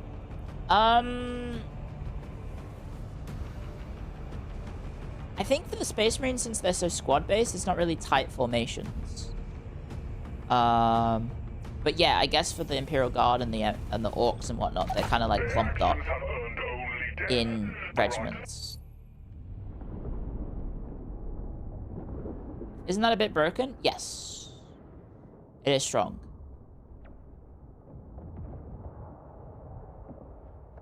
The way 40k plays is in clumps. Orcs always just run in big groups. Yeah, and the game does replicate that decently well, I think. So here's my Lottie Marines. Here are the orcs.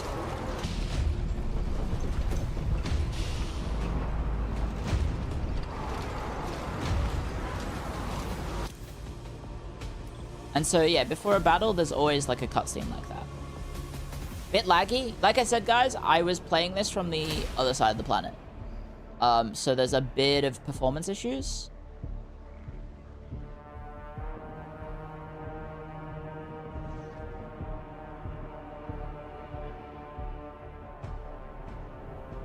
They do have a stomper, yes. I would say don't judge the performance of this game from that, because, yeah, I am playing from Australia. And so this is just me kind of faffing around with deployment phase. And I think I take a peek at like all the models. I'm like, hey, maybe I should show off all the character models so people can see them. And then I realize, wait a second, we're in the shadows. Wait a second, they're not in the direct light. And I've made them poop colored, so you can barely see them, but yeah. So I think there's like 1 or 2 second delay on my inputs for this.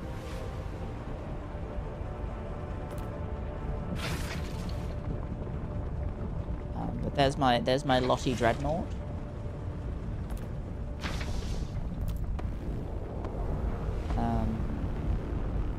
And they do all look very cool. Like a lot of the units. They had FPS issues on their own stream. Interesting. So I think these are repulsor tanks, I think these were the repulsor tanks. I built a few of them. And we also have the Lottie Marines. What were they? The spitting canines. I think this is me turning them around. So yeah, I'll show the, when we get into the battle, I'll try and show what I was talking about.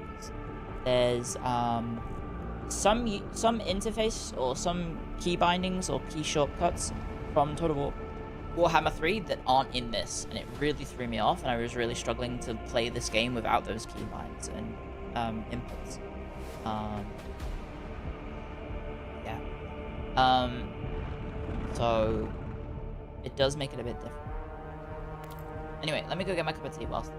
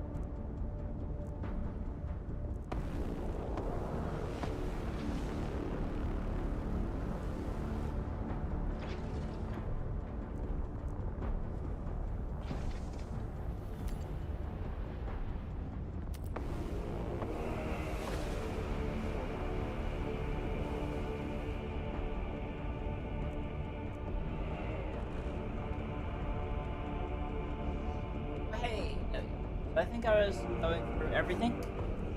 Just like checking every unit and clicking on everything.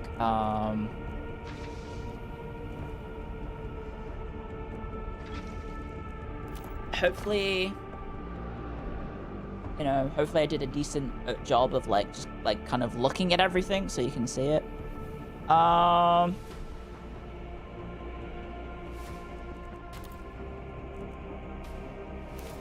What is Leah sending me?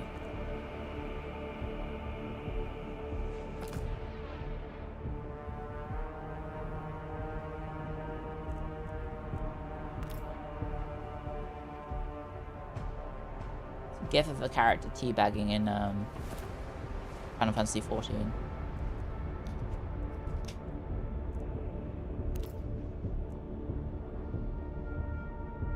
Mm-hmm.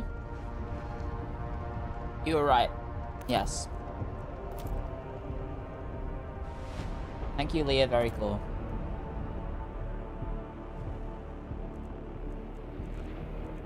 So in this point, you might see me, like, trying to use my old key bindings of double-click a unit to move all units of that type. That's not in the game.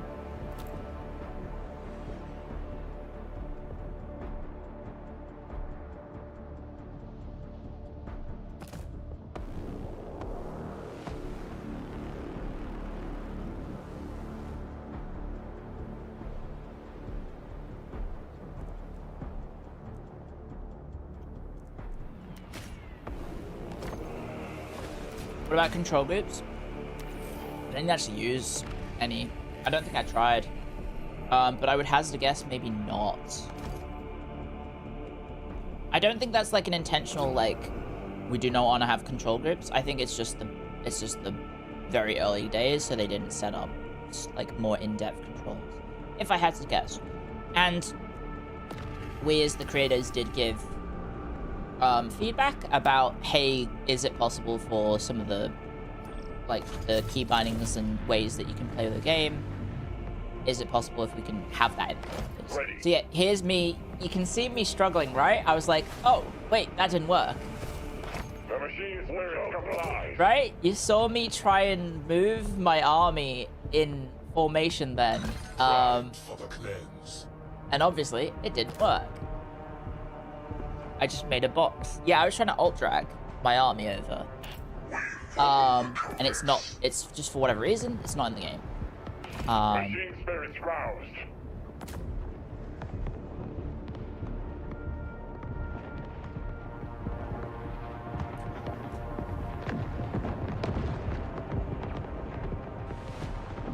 If it isn't added at release, I'm gonna make some mistakes, yeah. I'm so used to playing the game like that.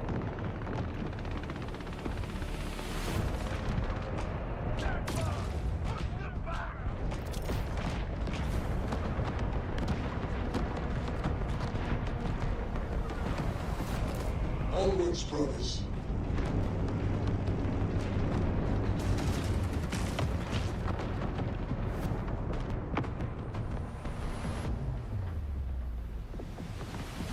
So the idea I had was like, It does not. I'll put the tanks on the bridge, and I'll hold the bridge with the tanks, and then the infantry will flank. Obviously, that doesn't work against orcs when they outnumber you. So, Battle ready. me seeing all these orcs appear and going, oh, fuck! Run away, run away! And then I realized, oh, wait, there's all this cover for me.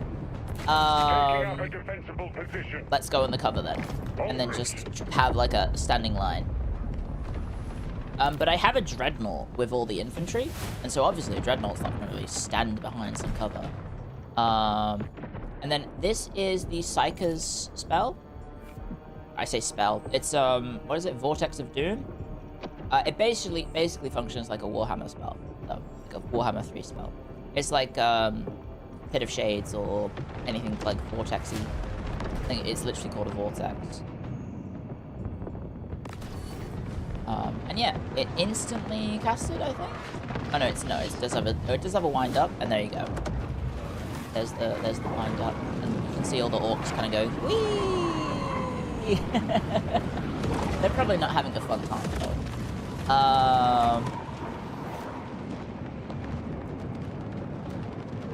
And so yeah, the orcs are kind of just like streaming in. We have other abilities. I think I have the... Yeah, that one again from the tutorial. But I think I missed most of the orcs, so they actually managed to get out of the way. Because I did it a bit too late. And so yeah, army abilities are...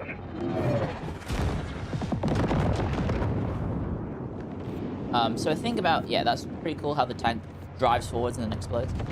So a thing about the army abilities is that you have to be in range on the battlefield with a unit to use it in that area. You can't use army abilities from the other side of the map, so no more like menace blows or sniping things from across the map. At least with these abilities. So yeah, you can't just kind of like cheese mechanics with like summons or like army abilities and stuff. You actually have to be somewhat in the area. And then there's these 3 different buffs. So there's Tactical Doctrine, there's Devastator Doctrine, and then there's the last one I think was just a generic buff that was good. The others had, I think one was like speed and something. Also my tanks on the right are getting attacked by infantry. And yeah, I don't know if you can see that, but a lot of my units, their cover is actually gone, but they're still kind of standing in the open.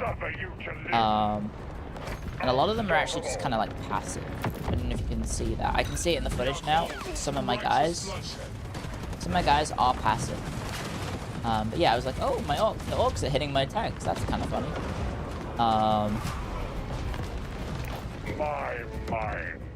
So yeah, a lot of my units aren't actually doing anything.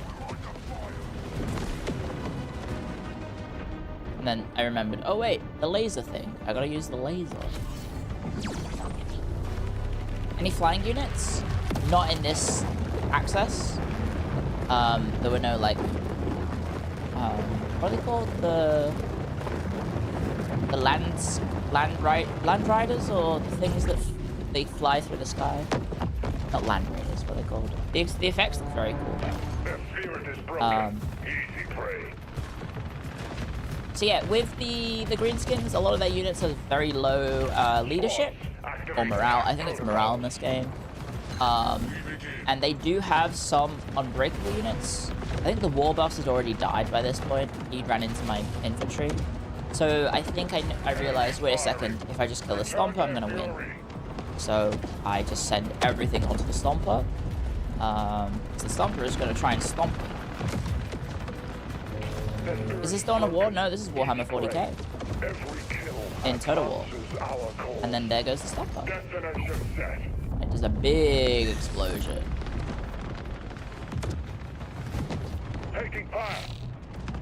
You have to preset the route during the channeling time. Yeah, that makes sense. Yeah, because I wasn't sure how to make it move. I just kind of set it and forget. And so yeah, that's the ability there. It's called Only in... what is it?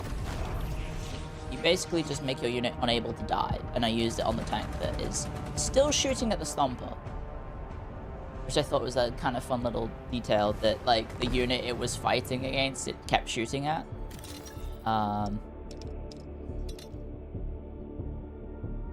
Only in death, duty gens. Yeah. And so there is an extra range buff for your range units, but it comes with extra, like, debuffs. So I was just, like, messing around with buffs.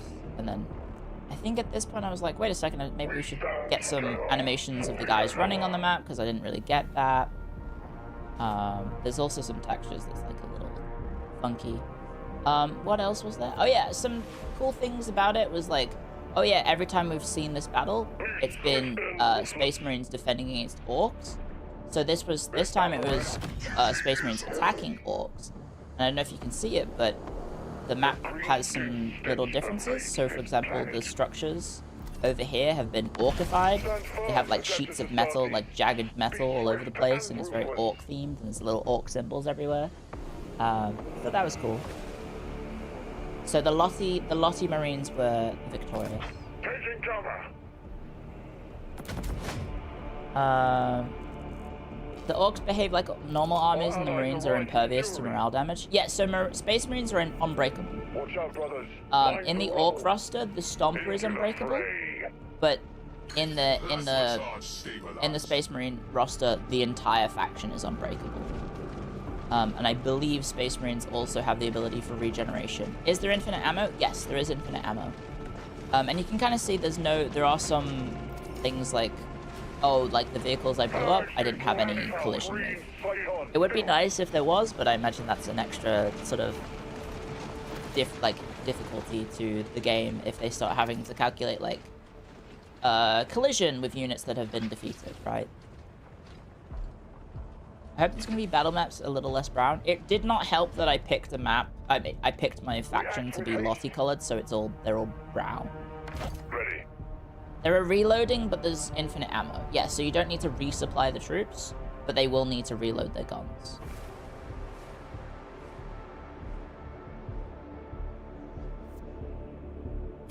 Taking cover. And then, yeah, this was just like checking out some of the map. Using cover.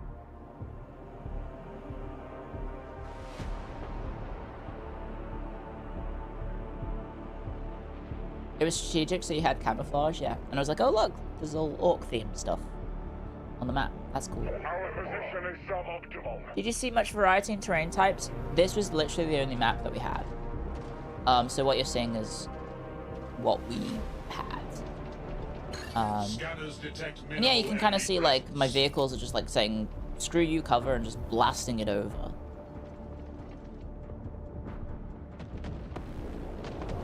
It's like, oh, nice wall. Runs it over. And then yeah, so I only lost 12 units. But that was that battle. That was the campaign and then the battle. Did the Marines just complain about suboptimal? I think because they were hurt. And then yeah, this was the final thing. It was a hard battle, and I think I saw a comment from a dev saying the difficulty of this mission, this battle, was on hard, not normal. If you're unfamiliar to Total War games, there's 3 difficulty levels. There's, well, technically there's 5. There's very easy, easy, normal, hard, very hard. And they said this was on hard. For the Emperor!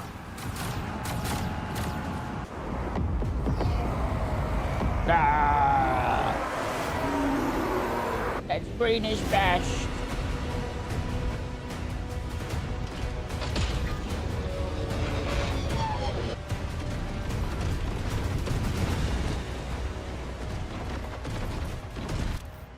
Are the faction units locked, or are they adding more? They'll probably be adding more. I don't think I saw anywhere near the full roster of the Space Marines. It's out now? No, this is early access. It's coming out next year, they've announced. No grots for me to do voice acting for, but no. So I'll show off some of the characters who look very cool. This guy has a fucking lightning axe. And I think he's a psyker, I believe. And then we have some, I think these are intercessors. I'm gonna have to learn all these units. These just like regular gunners, I think. There's a dreadnought in the back. There's a land tank as well. And so yeah, going into this level, I was definitely struggling with some of the controls because some of the controls are a little bit finicky. Because they don't exist, if that makes sense. It's finicky because I'm used to playing Total War in a certain way, and then they don't have those inputs in this game, so it was quite a struggle to try and unlearn those for this game. So hopefully they are added.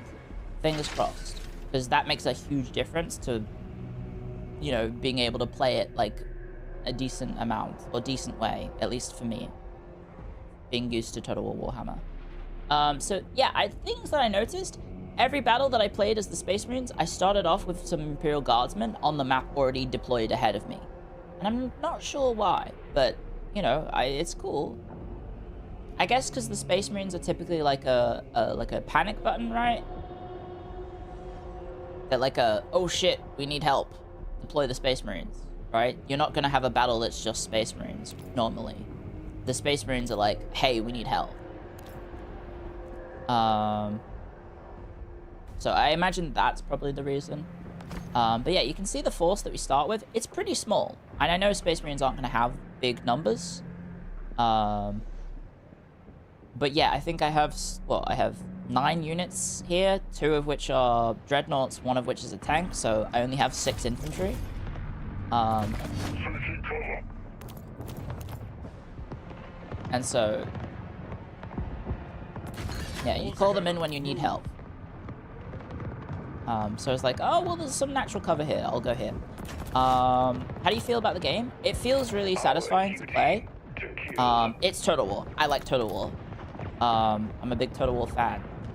I obviously don't know the 40k setting, so I'm not really familiar with like, oh, where should I, like I don't know all the units off by heart. Obviously, I put the chain guys at the front was like, okay, put the chainsword guys at the front because they have chainsword guys, and put the guys with the gun icons at the back, right?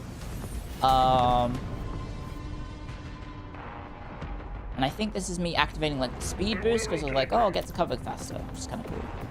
And then I realized my tank isn't actually in range.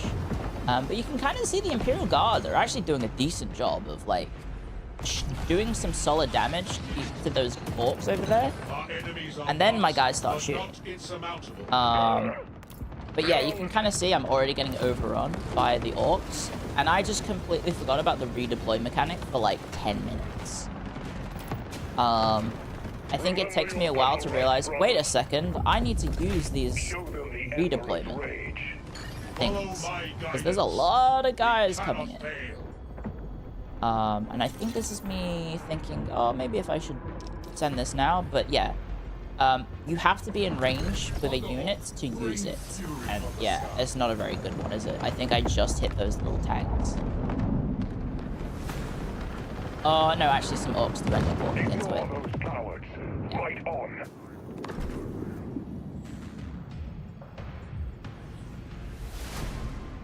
40k tactics aren't very applicable to IRL tactics in the tabletop. You're hoping for some hammer and anvil. You probably can do hammer and anvil, but at the moment, I don't have, like, they didn't really give me many units to really work with. I have Space Marines of different flavors and weaponry, and then I have a tank, and I have a thing. And of course, the AI also gets army abilities, and I was like, oh crap. Run away, run away, run away, run away, run away. And that was actually pretty clever, right? He dropped that on my guys, and there goes all the cover for my guys. Like, all of the cover is gone. So, like, the AI is definitely using things in a clever way, right? I set up a defensive formation, and the AI instantly busts it. So the Dreadnoughts, I don't know if you can see it, are retreating and shooting, and I think the tank also retreats while shooting, but my Space Marines went full retreat, turn and run. But you can have them march backwards and shoot. I just didn't press the button to do that. But you can see the sheer amount of orcs coming in. And yeah, this is where the battle definitely breaks down for me. I'm like, oh god, what do I do? So I think I end up just setting a line, like a defensive formation. And then you're about to see me realize, wait a second, I'm getting flanked by the AI. I think you'll see it in a second, me turn around and go, wait a second, what's that in the corner of my eye? So there goes a Dreadnought. One of my Dreadnoughts just died. And this is the Psyker, I think. Yeah, it is.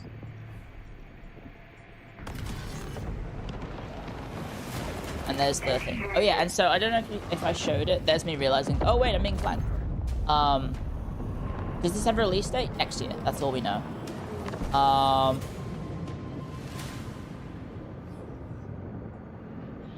Pretty big choke point though. And yeah, the things are a bit weird because it's right click. So in Warhammer, if you want to use a spell, it's left click. In this, the army ability is like this with the bombing runs and whatnot. That's all right click. That was a pretty nice bombing run. I got a decent amount of kills then. And then I think that's the laser beam. Yeah, that's the. Oh no, it's the bomb. So I figured, oh wait, I'm being flanked. Let's just kill the flankers. So I rushed the flankers and just pure melee. You can alt right click with your Space Marines to just go straight into melee. Sorry, I didn't mean to bump that. So I did that.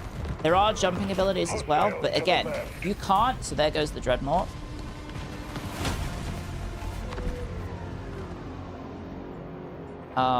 You can't actually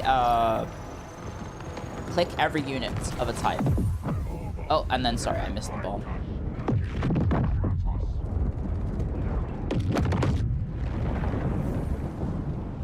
So I think the AI actually does behave like in Warhammer does at the moment, where they'll try and avoid AoE if they're not already in it.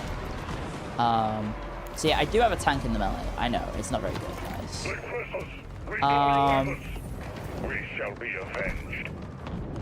It is kind of crazy. My guys are just like, we shall be avenged, because they're dying. I guess they're like, I die, but someone will kill for avenge us. See, my tank is just getting absolutely destroyed by those little walkers the greenskins have. Sorry, I keep saying the wrong names. Thank you, Kimasakoshi. Thank you for 37. Tanks can't run over shit. They can, but not if they're getting smashed. So this is me going, oh my god, there's still more enemies to go. Also, they just ward. And then I went, wait a second. I forgot about these guys. So I ended up playing them. So I'm literally about to lose the battle, by the way. I have 3 units and they're all dying. Few of the Emperor's warriors still stand. So yeah, you can deploy your reinforcements, but you need to have units nearby. Oh, there's ads. Sorry, I'll pause. Thank you, Lamrakai. Thank you for subscribing with your Prime. Thank you very much. Welcome to Hexthrones. It really is the Green Tide. It is. They do feel like just a horde of orcs. I'll pause for the ads, yeah. Kind of want to see you drop on them. I really should have, but I was too much of a coward. Because I was getting overrun. And I was like, well, I guess I need to redeploy. Because I think, yeah, at this point, I don't know if you can see it. I have 1 guy left. I have just the Psyker.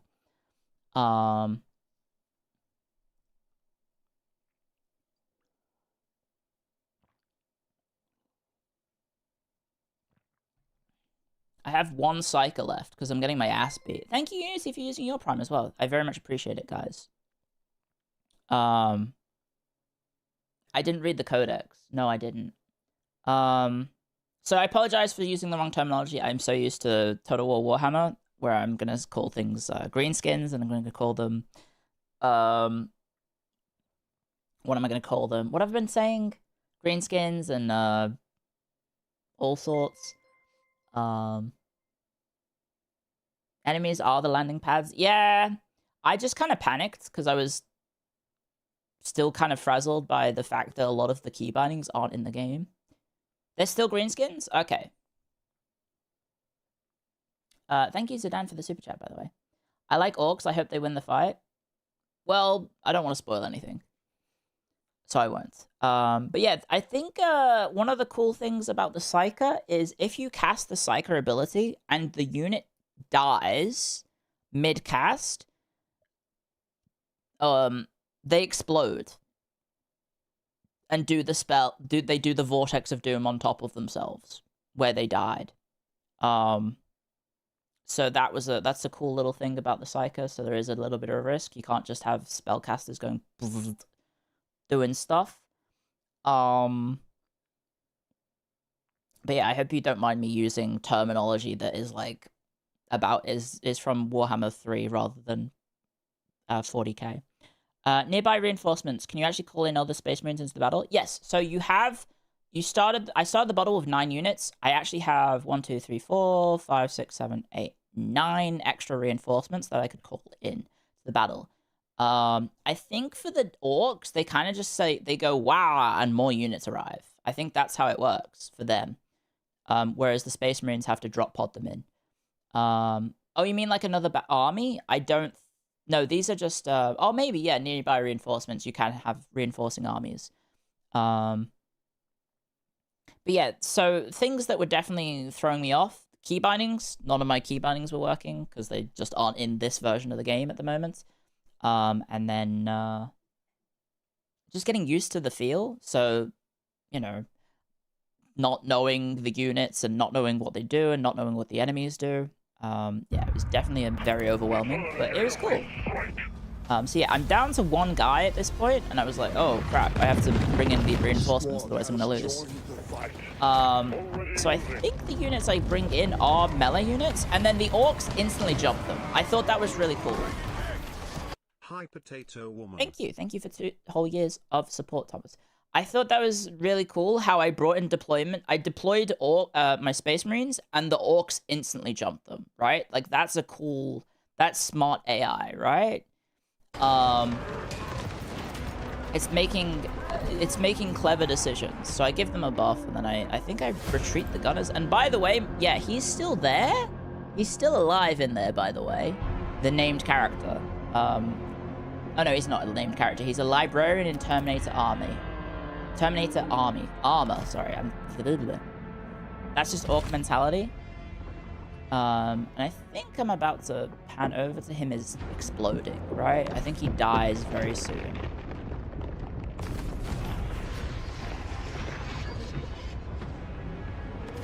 So yeah, I popped some buffs to try and make my guys fight a little bit better, because we are kind of getting overrun still. And then I was just checking, are there any abilities?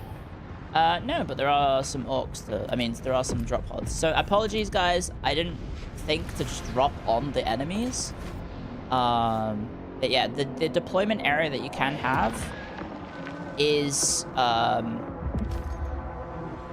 actually needs to be near your current units. You can't just deploy. You can't like menace below. There he goes. I think he's about to die. Stay sharp. They are firing on us. Slaying the filth. I think his head explodes. Or they kill him and his head explodes.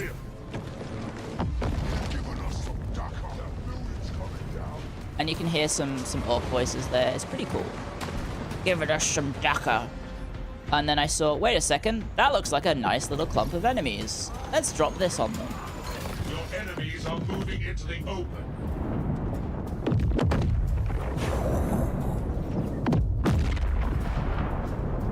Look at that. Battling the foe. Honor the chapter with every kill. This location is vulnerable. It was very nice. That killed a lot of orcs then. Stand firm. Your defenses are limited. So you can kind of see I was like, oh, maybe I don't just stand in the open. So I start retreating, but I didn't do it in the mode in which they can retreat while shooting. They just turned and tail and ran. And there he goes. I think this is where he dies. Yep. That guy just squished him. So yeah, I didn't do the way that you can retreat. You can retreat and They will regret firing upon us. and shoot at the same time. Obviously, you move slower. I just kind of turned tail and ran. Stay sharp. They are firing on us. And so yeah, there's your regular gunners have a buff. But because you can't select all units of a type instantly by just double-clicking on the panel of the unit, I had to go through each one manually, which was kind of annoying. Because it's like, that seems like a no-brainer for keybinding. But yeah, I apologize. I hope it doesn't sound too, like, complainy, but it's just like, huh? This is, like, stuff I'm used to. Why is it gone, you know? Move away. Firing on the enemy.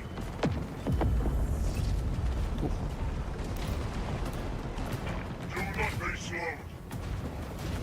That micro, I think I do end up doing some strafing runs with the gunners on the left, but they don't live very long.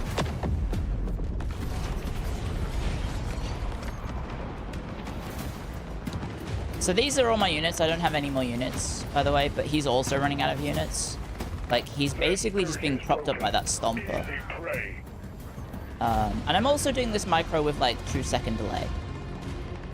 Advance at speed. But yeah, you can kind of see they can shoot to the sides, and I was like, oh, I should maybe, like, try and maintain their line of sight. So they can shoot, but you can see they're getting absolutely just destroyed by, I think, the stomper shooting them. Keeping pace. Under fire, brothers.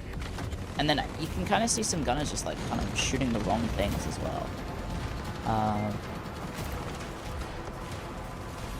And then I'm like, what does this do? Orbital teleportation? That sounds cool. And then I think I press them and then I lose my unit. It just leaves. Oh no, that might be the other one. And there you go. I think I hovered over it, but I... Doctrine advises caution. The enemy weathers Oh, no, they're still alive. Stand firm. They can do little harm. So now it's just a bunch of Space Marines versus this guy. And I was like, well, this isn't like an actual campaign, so let's just fucking send it, lads. Unit cohesion down. Get out of there!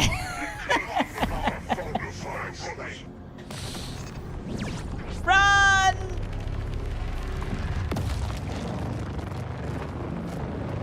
We do a little friendly firing here at twitch.tv/ClioIT.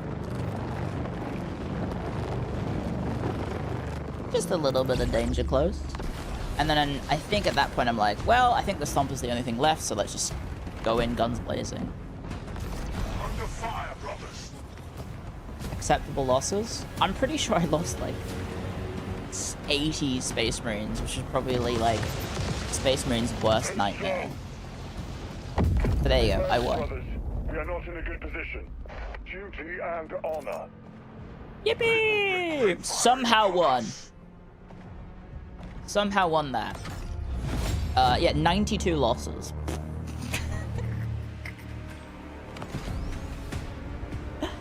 So I was like, well, that was fun, but I did ass. I did pretty ass, so I was like, I'll do a second one. I have time for one more. Because I had about 2 hours, and I filmed what? I had like, I think maybe 40 minutes at this point left, or 30 minutes left. So I ended up doing one more battle. I think, let me just, I think this is just me. I think I made a cup of tea. Oh, there we go. So this is the same battle.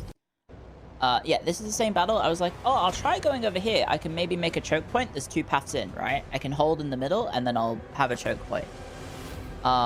So we'll do the battle again. And we'll try and hold over here, because this looks like a really defensible position. I was like, look at that. There's only 2 paths in. I can funnel in the orcs, and I won't have to worry about getting flanked, right? Because there's that big wall there. I'll be perfectly fine.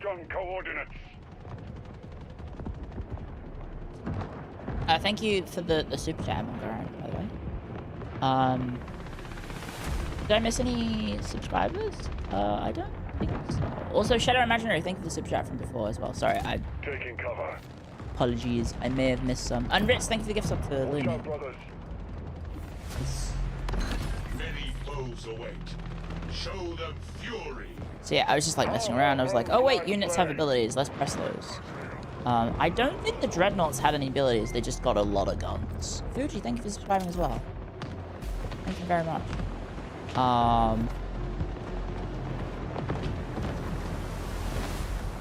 But yeah, you can kind of see there's different unit speeds as well. So like the Librarian and Terminator armor is a lot slower than the regular Space Marines, presumably because that army is big. That armor is big. And thank you, Lumi Bottle, for subscribing. Welcome, welcome. Thank you for using your primes, guys. I appreciate it. Thank you for giving me money that otherwise Jeff Bezos would have. Anyway, so you can see my strategy of like, oh, I'll funnel them around this big wall. Instantly breaks because the AI just plows through it. And I was like, wait a second, that was my defense. And he just, one of the cool things is, I don't know if you see it, but the tank that plows through it, I think he plows through the other walls as well. Or does he just use the big, what are they called? It is interesting watching this back. Thank you, Wastelander, as well. And thank you, Prince OG, for subscribing. And thank you, FN Scar, for 10 months. Thank you very much, everyone. So yeah, he kind of just knocks the wall down. And I was like, he can do that? And then, worst part is, he does this when I'm bringing all my units into thingy. And then he changes the target. I'm like, panic like, oh no, my Space Marines! Bah. Luckily, it doesn't seem to do too much damage to my guys, but I guess if I was playing like the Imperial Guardsmen, that would be devastating, right? That would be like whole regiments gone. So as you can also see, the strike has basically obliterated all the cover I wanted to use. Sorry, that's my sausage dog. So I was like, oh wait, there's cover back here. Let's use that. So I retreat back to the cover, but obviously my tanks are already over there, including the Dreadnought. And I will say, like, the Dreadnought is kind of holding the line and is very tanky, but it seems to die quite quick. I don't know if that's necessarily like a thing in lore, that Dreadnoughts are actually not as tanky as I think they are. But yeah, look how low it is, and then I may do a little bit of danger close as well, guys. I apologize. But the danger close actually kills the Dreadnought. But there's the Librarian's Vortex of Doom as well. They're as tanky as the plot asks them to be. Yeah, there goes the tank. The tank just died. And now I just have the Dreadnought and the Space Marines. But the Vortex this time does a little bit more damage.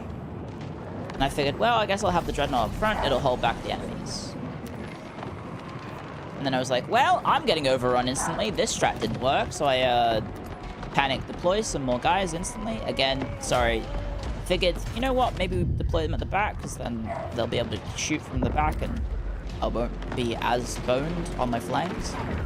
And yeah, the orcs just like swarm in like crazy. So I think I'm probably gonna be a orc player. I think. I don't know why. It turns out I think I might be a git. I might be a proper git, you know. And then yeah, I'm basically just like panicking, going, oh, abilities. Unwavering.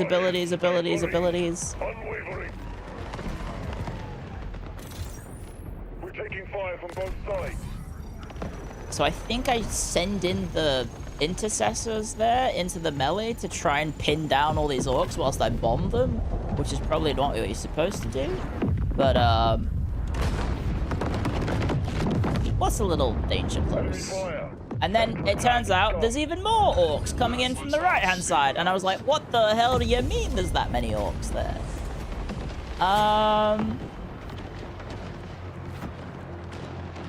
Thank you, Barcode fan, for the super chat. Big meaty orcs doing orc stuff. Yeah, beating my ass at the moment. It's like, look at this. I really should have realized to drop pod on them, but I was too much of a coward. I think maybe we could see some of my guys get killed by the drop pods. I think, yeah. I don't know if you saw that. I think a Space Marine just got squished by a drop pod. But the orc war boss is right there. I don't know if you can see him. He's right next to one of my infantry on the front line there. And then yeah, I think some of them, because of the hill, aren't shooting too accurately. And then yeah, there's the guy, there's the librarian. It's also fun to me. It's like, wait, what do you mean a librarian is like an important character in the military? Because I don't know Space Marine. Is this PvP? No, this is against hard AI. And this is the 3rd ever battle I've played in the game.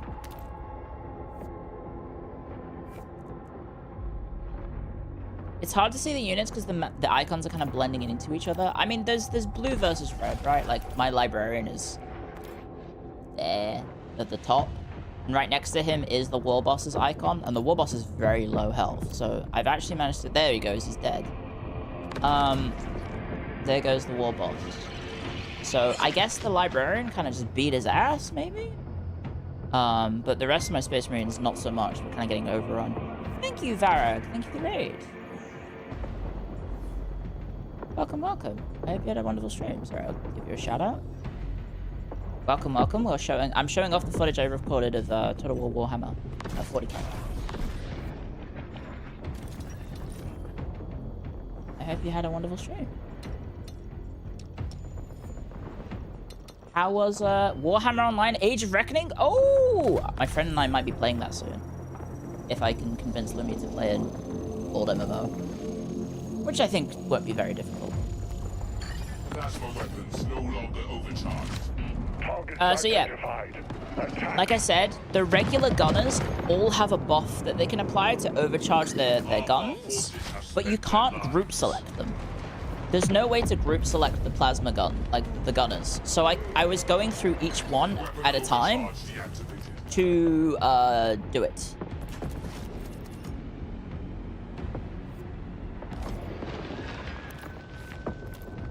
And then you can kind of see, like, I have some of the units that are, like, facing the wrong way. And I was like, oh, crap, some of my units are just, like, all clumped up. So we should probably, you know, maybe not be so clumped up. So I spread out in a line. But, yeah, I'm approaching this from a...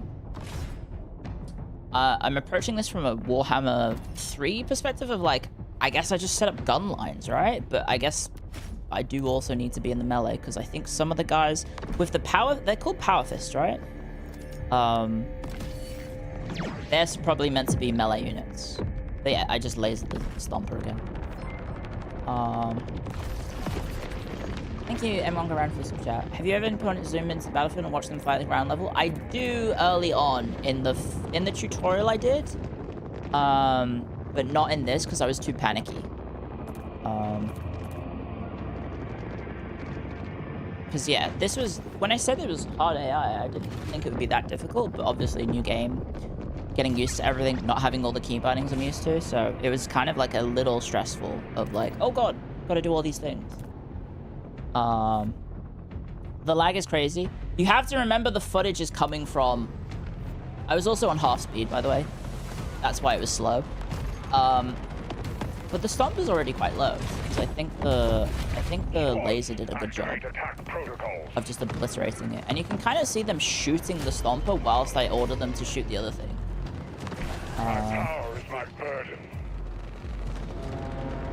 And there actually was a group select of all the units, but I had to manually click alt drag to get the overcharge. And then, yeah, I think we just stomp them, and there it goes. There goes the stomper.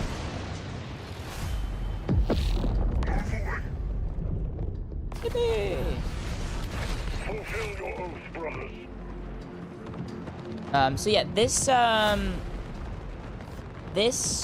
the lag from the footage is because I am filming this from Australia on a Parsec shared computer. So I have a remote connected to their computer in Britain from Australia.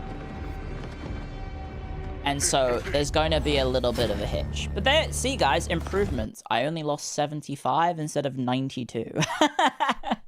And thinking, I'll outsmart the AI. I only lost 75 instead of 92. Stand firm. Your defenses are limited. There you go. I'm truly a master strategist.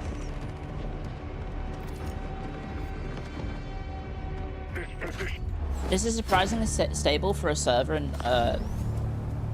in Australia. It's the fact that it worked at all is impressive. Like the fact that I'm, you know, connecting to this from the other side of the planet, basically.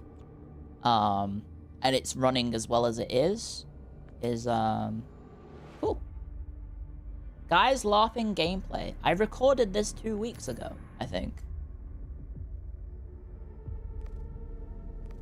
Anyway, you wanted to see close up of the soldiers? I think that was... Ooh, where is it? If you want to see closer up... There you go. So if you want to see some closer ups... Here's some closer ups of the shooting. With the UI hidden.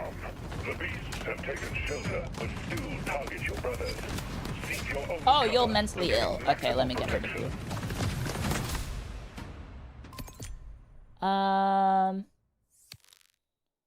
One sec. Where are you? This one.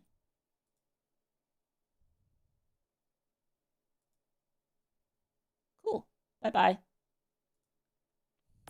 YouTube? Yeah. Sorry. I was just having to get rid of that guy. It isn't this laggy before? So the reason it's laggy at the start is at this point, I think I have 10-second input delay from my actions. At this point in the recording, in the parsec, I have about 10 seconds of input delay. And they fix it, I think, somewhere through this mission, they fix it. And it gets down to about 1 second or 2 seconds of delay input. But yeah, you can kind of see me just like flounder a bit in this footage, because yeah. Thank you, Stream Set. Thank you very much for subscribing as well. Welcome, welcome. So I did try and get some footage, but the game, this was in the tutorial. I was trying to get footage of like not showing the UI so you can see all the cool animations and stuff. But the game sometimes says no, pause. It says no pause, you have to learn how to play. And I didn't remember any of these anyway. Drop pod ready to deploy on your order. Did I boot a viewer from Twitch? Because I know I can't do that on YouTube. I can ban people on YouTube. I can ban people on YouTube. That was a person who said deaf to VTubers on YouTube. So I was like, oh, you must be mentally ill. So I just banned them. Are Space Marines low model count? Yes. Yes, they are. So this is back to the start because someone asked, can we see close-ups of the models and the animations? So they've said that there's not many sync kills in this game. They're not going for sync kills, and you can kind of see me floundering a little bit with the inputs. Because a lot of the things that usually is left clicks is now right clicks, and the things that were right clicks are now left clicks. It's just weird changes, right? Of the game I'm used to, it's a left click, and then in this one it's a right click. It's just very strange. So hopefully they do maybe, you know, put it back to what I'm used to. What is a sync kill? A sync kill is an animation that plays where there's like a snazzy effect in which something kills. Anyway, I do get some close-ups. So if you do want to see some close-ups of the lads going, Attack! Every kill advances our cause. so there you go. There's a bit of lag in my footage, but again, I'm recording this from the other side of the planet.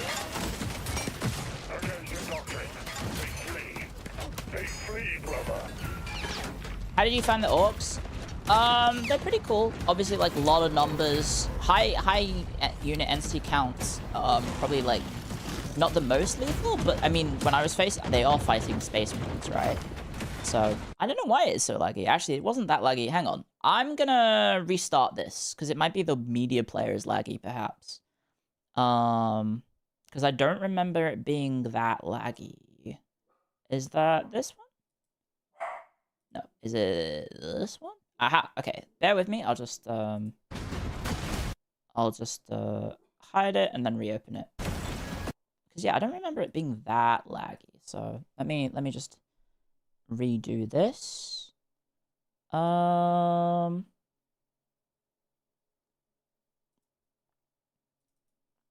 Because there was lag, like I said, there was definitely lag. Hopefully the screen captures right. I might need to... There we go. So for some reason I can't capture it whilst it's full screen. I have to unfull screen it, then capture it, and then it works. Anyway, here you go. So... yeah, it looks a lot better. I don't know why it was so laggy then. But yeah. Go forwards like 10 seconds, maybe. And you'll get to see the animations a little bit more. Why not VLC? I don't know what I'm doing. I don't know what any of this means. I don't know how to computer. I use it for a living, but I don't know how to computer. I'm sorry. I don't know what if Windows Media Player is not good or if I should be using VLC or FLC or TLC or PLC or... I don't know any of it.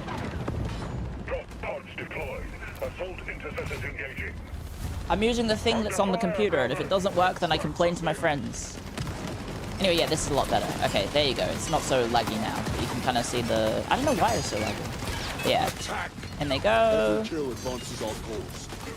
So maybe I need to go back and just replay the battle a little bit. So I guess the footage may have been just lagging from YouTube's... Not YouTube Studio, just like Windows, I guess. But yeah, you can see they are slashing the crap out of this gun. There's some Total War isms of like, look at that guy, he's stuck. That orc is like stuck bodying that guy, and then he does eventually swing at him and kill him. And there was also a little bit of derpiness there. I'll jump back to the battles then if you want to see some... There you go. I think this looks fine, yeah? I don't remember if the battles were super laggy. Maybe it's just the recording at this point. It's like, no, it looks a lot better. Okay, maybe I just need to load the video again, I guess? So that's not really the game, that's just my Windows Media Player. Sorry, guys. I do struggle with technology. It looks so much better. Yeah, there you go. Sorry, I'll play it from this point and you can see the battle again. Sorry, I don't know why the machine spirit was pissed off at me, but there you go. It's running a lot better now. I guess that was on my end, so apologies to anyone watching and going, oh, this looks ass. That might have been me. Random memory leaks are normal in Windows 11. I love technology. Okay, that does look a lot smoother. You know what? This is a so the thing is, I stupidly recorded this all in one sitting. As you can see, it's an hour and 35 minutes. Apparently what you're supposed to do is do recordings in small chunks and like break it up into sections. I just pressed start recording and then let it ride.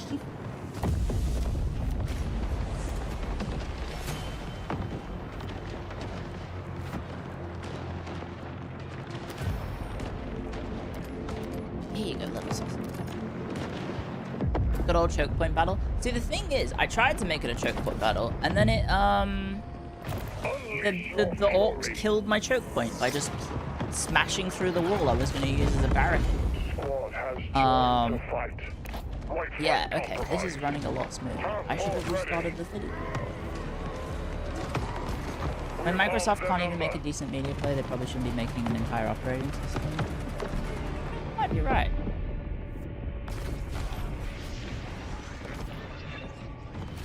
If it works, it works. Well, it's working now. It looks a lot better. Yeah. I don't know why it was so laggy. That's just Microsoft things, huh? But yeah, playing this made me think, you know what? I want to play as the orcs instead. I wanna play as the orcs instead. Sorry, let me get rid of the media play thing.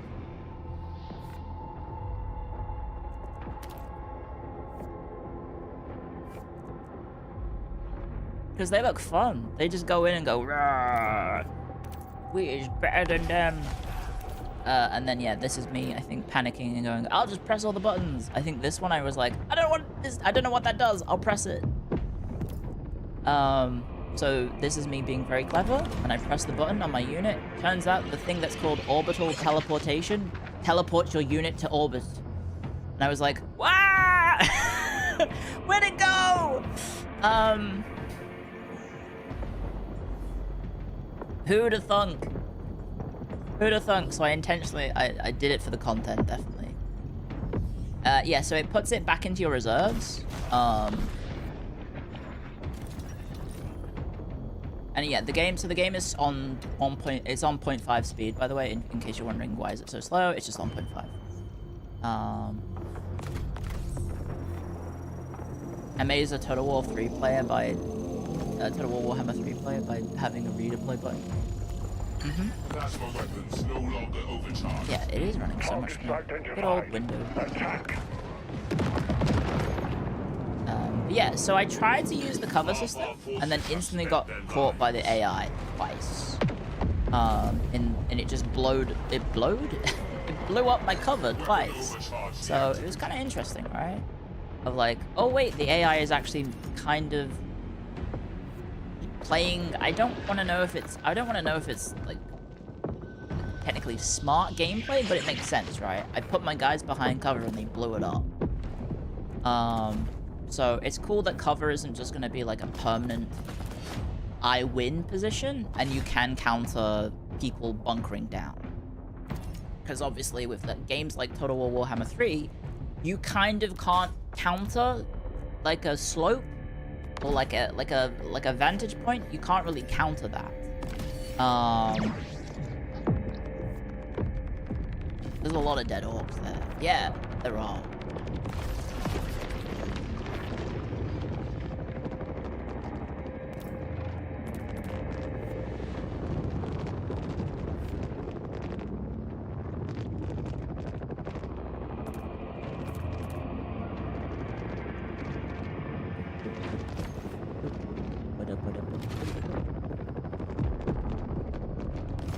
It does help you save your good troops. Yeah. So like you can just like, if your units are in danger of dying, you can just like beam them back to redeployment. There's me losing some guys to that Stomper. Stompers are scary.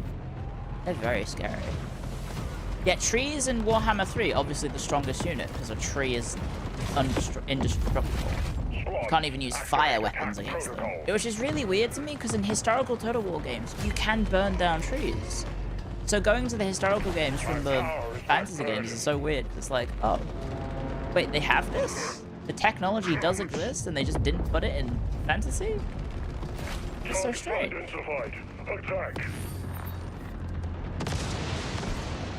It would make killing the bloody wood elves so much better. Fulfill your oath, brothers. Fantasy trees are just built different. Yeah, the strongest material known to man. An Empire red oak. Plasma charge stabilized. So there you go. Hopefully that looked a bit better. Sorry for the footage lagging. I apologize. Stand firm. I didn't realize that was actually the recording being laggy in Windows. But yeah, the Librarian and Terminator armor had 200 kills by himself. So yeah, I killed 1,800 orcs then. Which is weird, because it didn't look like 1,800. It looked like 18,000. But that's just like the illusion of orc. There's more of them than you think. Or there's less of them than you think. But yeah, that's all the footage, I think, because I did the battle twice. Yeah, and then I ended. Because I only had, I think, at that point, about 15 minutes left. So I figured probably best to not do too much. So yeah.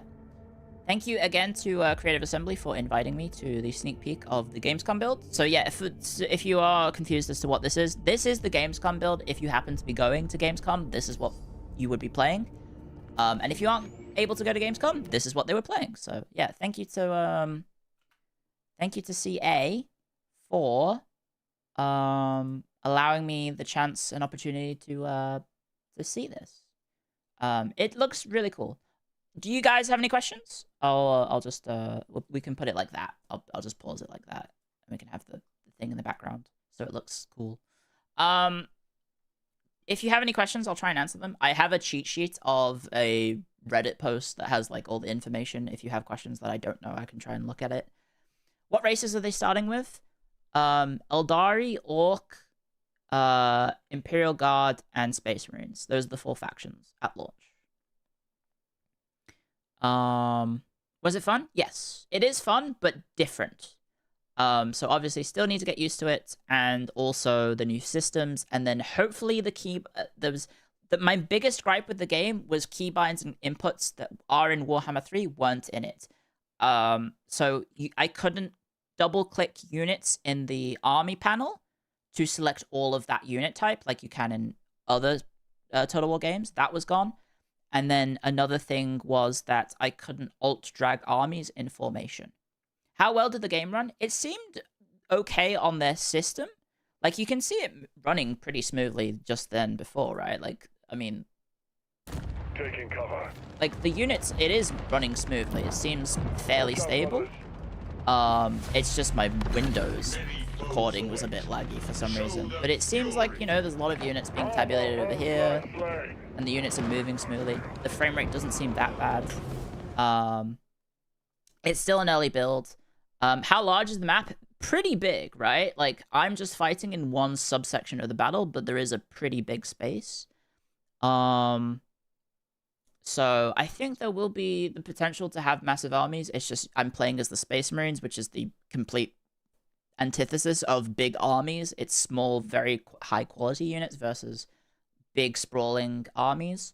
The orcs obviously have a lot of chaff, right? Which is what I was gunning down. Like, you could even see the Imperial Guardsmen still taking out a lot of orc chaff, which is pretty impressive. Did you enjoy it? Yeah, I had a fun time.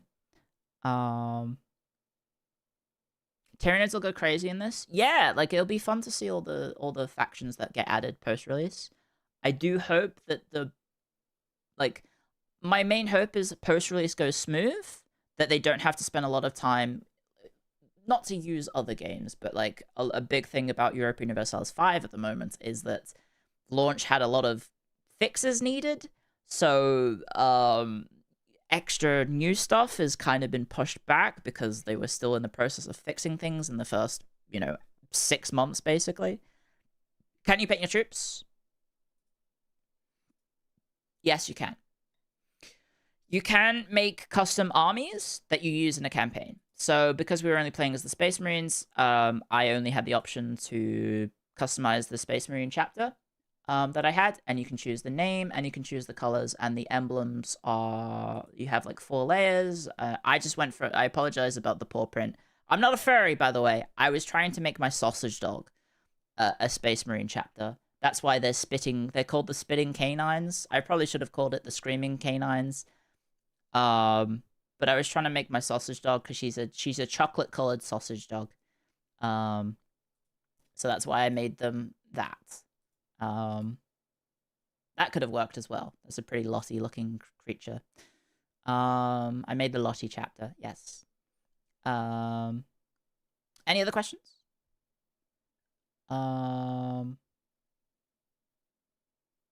Hoping for Tower Necrons.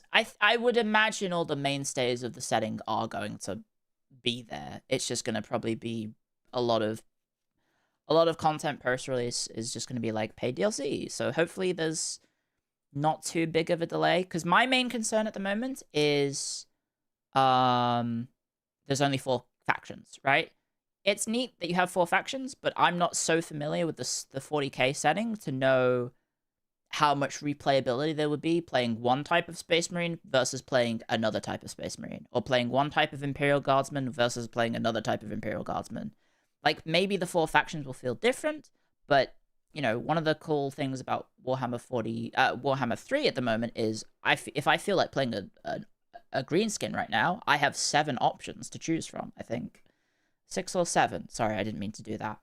So there's and they all play quite differently. They have all different focuses, right? So I don't really know what the difference is going to be yet, playing one faction in a faction versus another, right?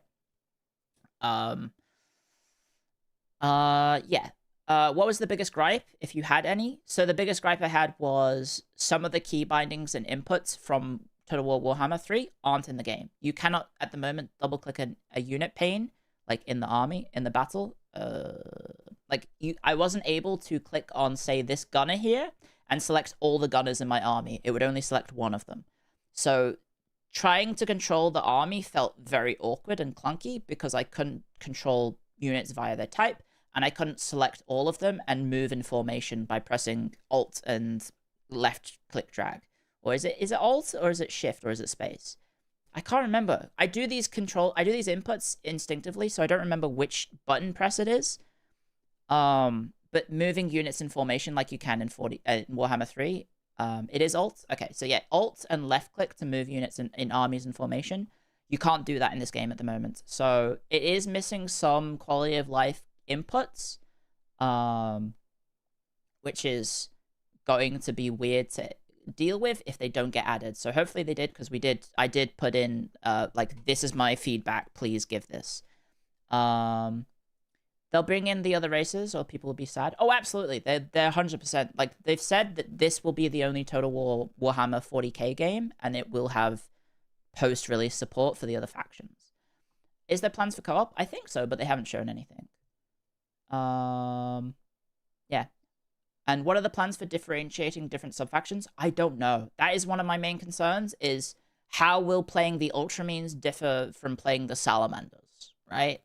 How will the Ultramarines differ from playing your custom chapter, right? I don't know the lore and the setting well enough to know what differentiates a Space Marine from a Salamander. Like, I know some of them, like the Imperial Fist, they like building defensive buildings, so maybe they have, if there is an Imperial Fist faction added later, because I don't think they're going to be at launch, if the Imperial Fist is added, are they going to have better defensive stats? And maybe other Space Marines will have better, like, offensive stats. I think, is there one called, like, is it the White Scars that have the jet bikes and they're really fast? And they like to flank, right? Salamanders should have a lot of flame-based attacks. Okay. Your Doom stacks will differ. Well, apparently, they're trying to get rid of Doom stacks. So there will be restrictions on potential restrictions on army composition. So let me go find that quote from the Reddit post.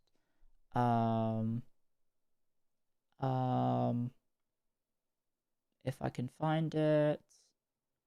Big focus on reducing doom stacking. Mentioned that powerful units will have various limits and high costs, either gated behind specific resources, unit caps, or being locked behind veterancy upgrades. For example, one of the ways to get the Stern Guard vets will be to upgrade your veteran squads to them. Goal is to stop you from easily having 20 dreadnoughts in an army. Armies can get both campaign and battle bonus boosts based on their unit composition. Examples given: having more Gretchens in your Orc army will let you get more scrap on the battle campaign map. Having certain combos of units in Space Marine armies will unlock battle doctrines, army abilities to activate in a battle. Okay. That explains the difference. Each race is getting 2 lore factions at launch. Known ones are Ultramarines for Space Marines, Cadians for Guards, Bad Moons for Orcs. Traitor Guard are currently just going to be a custom faction reskin of Guard. Lore factions will contain their lawful characters, effects, and unique units. Custom factions will be possible with every race with full range customization available. Okay. Hopefully that answered some questions.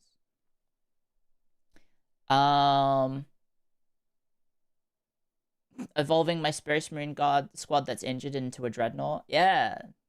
Just be like, hey, are you about to die? Get in the box. Haven't seen any gameplay of Titans yet. I don't think those were in the build that we have. Just joined. Our siege is going to be good. I don't know what a siege entails in this. We didn't see any sieges. Our Chaos Space Marines in the game just going to be lumped in with regular Chaos. I don't know. We don't really know what like traitor legions are going to look like at launch, because I imagine they're going to be generic. Did you see any full urban maps? No, this was the only map that they showed us in the build. There was this in the tutorial map, which was like a crashed spaceship. Have you considered reading the 40k books? Maybe. It's just I prefer fantasy over 40k. Is it still beta or alpha? I don't know. This is an early build, so I don't know what they're calling it. The beta is coming apparently sooner than later. So I guess this would be alpha, if you want to call the closed beta test a beta. It says alpha in the corner. Oh, it does. You're right. It says alpha build right there. There you go. There's your answer. Thanks. I wasn't reading that. I was too busy battling. Yeah.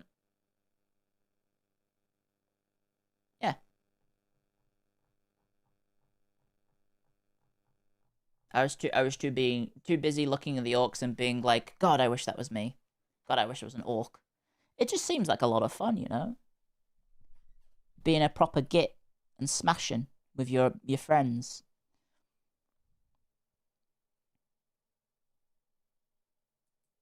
Any info on unit sizes? Like large, ultra? I didn't get to look at the settings. I tried. All we know is that orcs will have big, massive squads, and the Space Marines have very small, high-quality squads.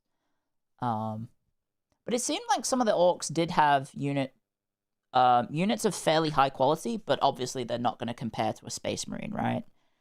Oh,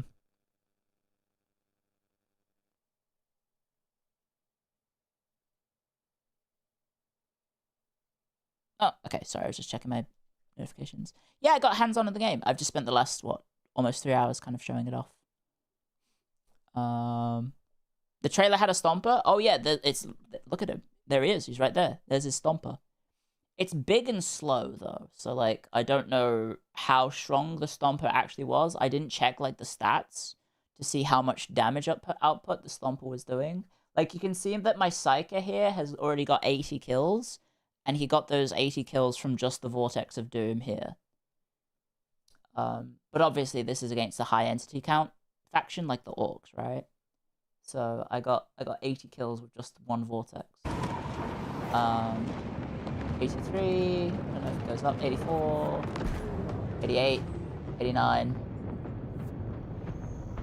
Yeah, he's still getting a lot of kills from that. But yeah. The Stomper is essentially a distraction Khan effects. Big, slow, but inevitable. It seems like it should do a lot of damage, but it's just so slow, right? Being so slow on this game seems dangerous. Because you're just a big faction. What faction am I? I made a custom Space Marine chapter called the Spitting Canines, and they are colored after my dog, who is a sausage dog, and she is in my lap right now. She's having a very cute little sleep in my lap. Did the Librarian have multiple spells? No, he only had Vortex and Doom. And he had a passive effect, which I'll try and see if I can find it. I think I hover over it. Can I go back down like a frame? Is that a thing? I don't know.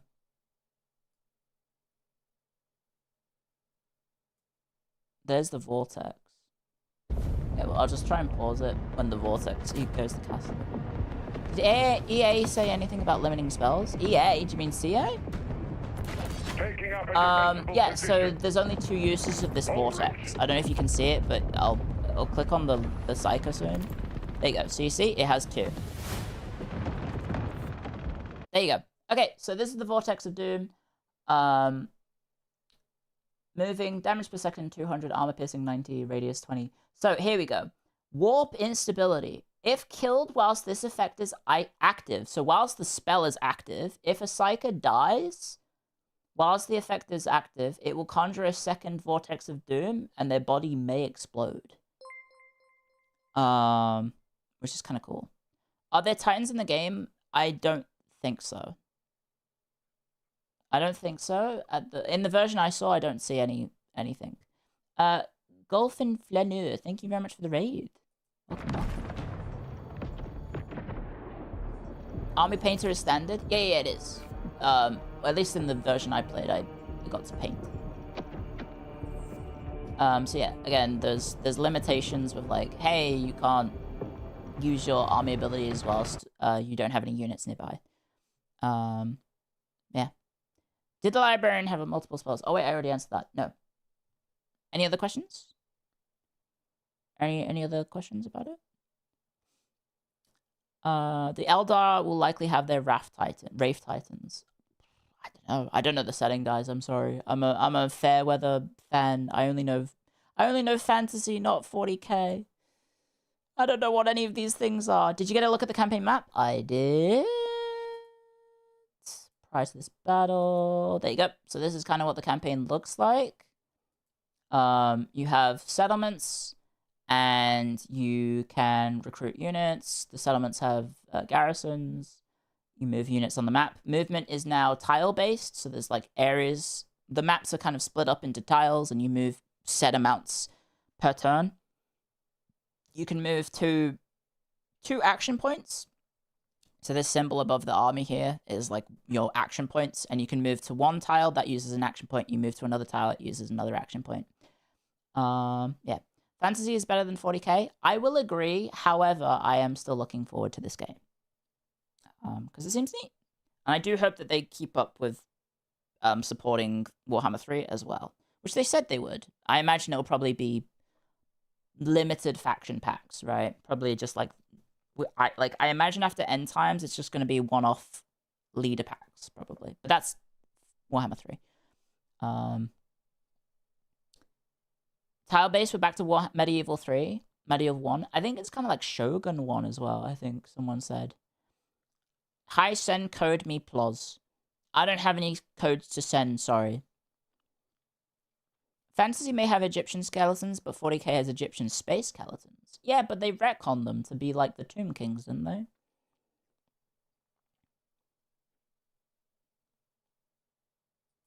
I don't know. Anyway, yeah. So, if you have any suggestions, you should react to Bricky's explaining 40k content. I did do that a long time ago.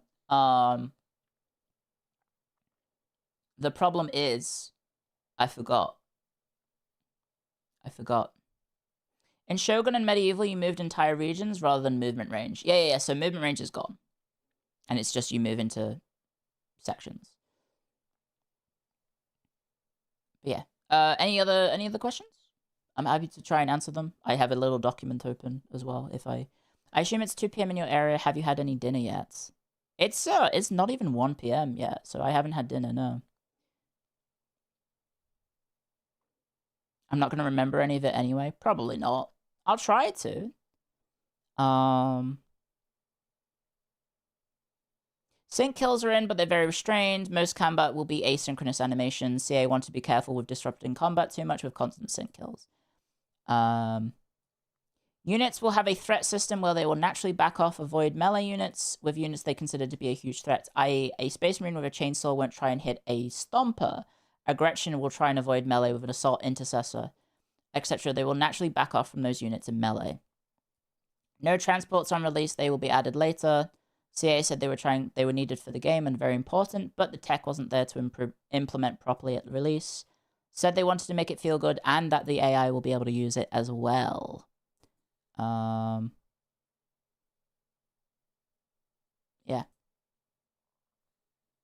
Why are you so cute? I don't think that's a question about this. Anything extra super cool and awesome stick about is how the green skin's looking cool to play? I think just like the abilities that you get to use seem pretty cool. Obviously in like Warhammer 3, you do have a lot of abilities, especially on the hero and lords, but then you also have like faction specific like army abilities and stuff, and they all have quite a lot of variety. So I'm curious to see what a sci-fi setting is going to have, because I imagine there's just going to be all sorts of weaponry and nonsense and like missiles and bombardments and all sorts of craziness, right? That's just going to be a lot of fun. And like just like blowing up the map whilst you're fighting in it. Does it look fun? How crunchy is it? It looks pretty crunchy, right? Like, I don't know. This is me getting surrounded by orcs. And my units are like getting absolutely bodied. We shall be avenged. Weaponry? I think you can customize your units. Like if you want to give them different weapons, you can customize them.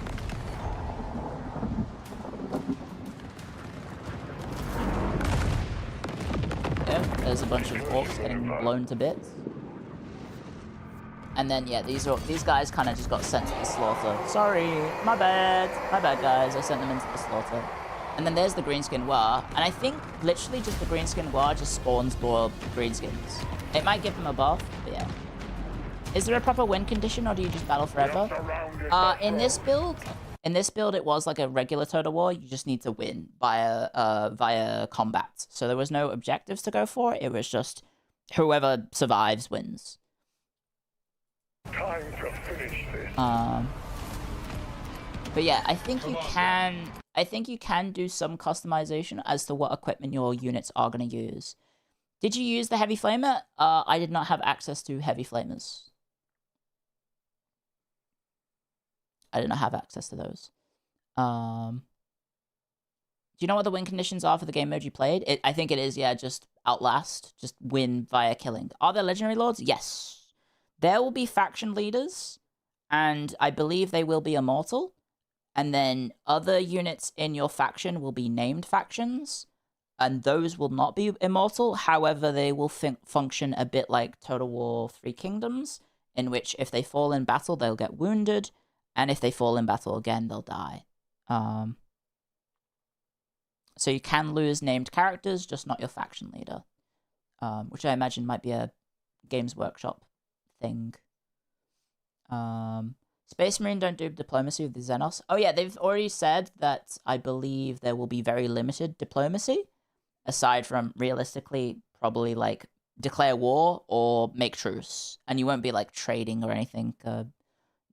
You won't do commerce or resource trading. Like it realistically, I imagine if the Tyranids show up, if the Tyranids get added, I imagine if a Tyranid shows up, it's just going to instantly declare war on you, right? Probably same with the orcs, right? But I don't know how much they'll lean into that, right? Because they like fighting. Did you get to see any skill tree or tech tree stuff? No, I did not. The only tree stuff I really got to see was buildings based in the campaign map. Which, if I go back far enough, I kind of messed around. If, like here in the map, you can kind of see them. We're looking at 15 years of back DLC for this. Yeah, there's going to be a lot. It's going to be a lot. So there's, in this version of the game, it seems fairly basic and straightforward, but it's basically just build buildings and level them up. The actual effects, I obviously don't really have any context for, but they seem kind of just like, eh. Like, hey, you get more money, or hey, you do like a debuff to the enemy nearby, or you buff your soldiers a little bit. Sorry, move my keyboard. Any hive cities? Didn't see that. I mean, this settlement that I'm standing next to has like 3 billion or trillion people. Oh, there's a spammer on YouTube. One sec. Sorry, Lottie, I've got to turn around. Let me go get rid of the spammer.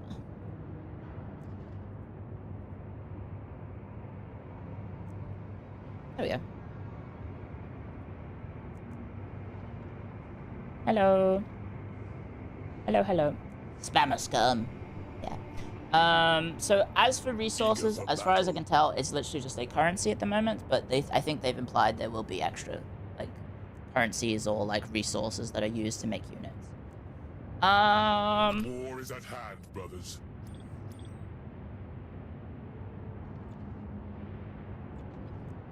Yeah.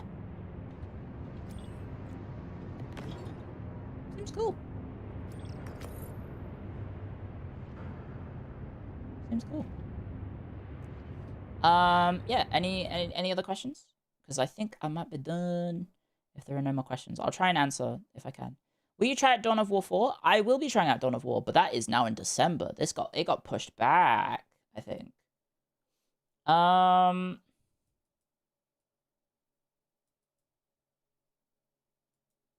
What about Dawn of War 1? Yeah, I'll probably play Dawn of War 1 before I play Dawn of War 4. Just so I get a feel for it.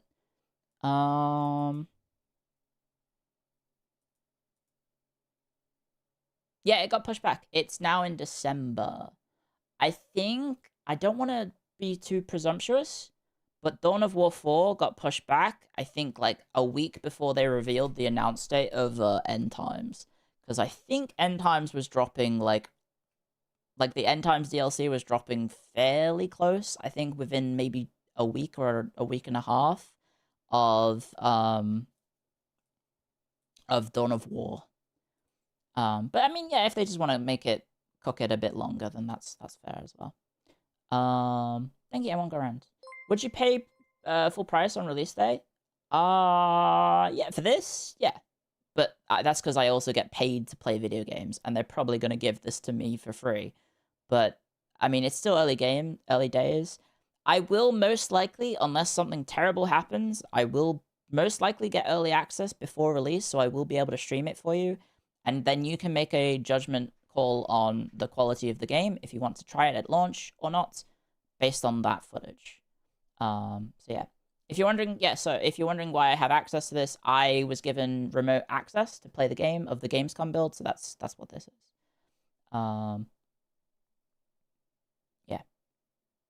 Seeing the planets have regions, would you make it feel similar to Dawn of War Conquest map? How does the game translate to Galactic Conquest? I actually managed to, at one point, zoom out enough. Let me try and find it. There you go. So there is a galactic map. So there is a map, and I think presumably what's going to happen is there's going to be basically theaters of war in which you probably will be involved in, like, clearing through a solar system, and then once you're done with that, you then move to another solar system. Is my initial guess as how this works. They've called it, what is it called? Crusade Theaters, I think is what they've called it. Yeah, Crusade Theaters. Crusade Theaters will work as a massive 600+ turn mega campaign consisting of individual smaller campaigns which take place in single star systems with persistence between them. So units will carry over if they survive, and all their experience and stuff. Crusade Theaters will start with a starter campaign and end with a finale campaign. In between, there will be selectable nodes of campaigns leading to the finale, i.e. the War for Armageddon Crusade will always end with the Battle for Armageddon campaign, where you fight on the planet itself. So yeah, there's going to be probably, like, star system trotting campaigns. So this would be one section of a campaign.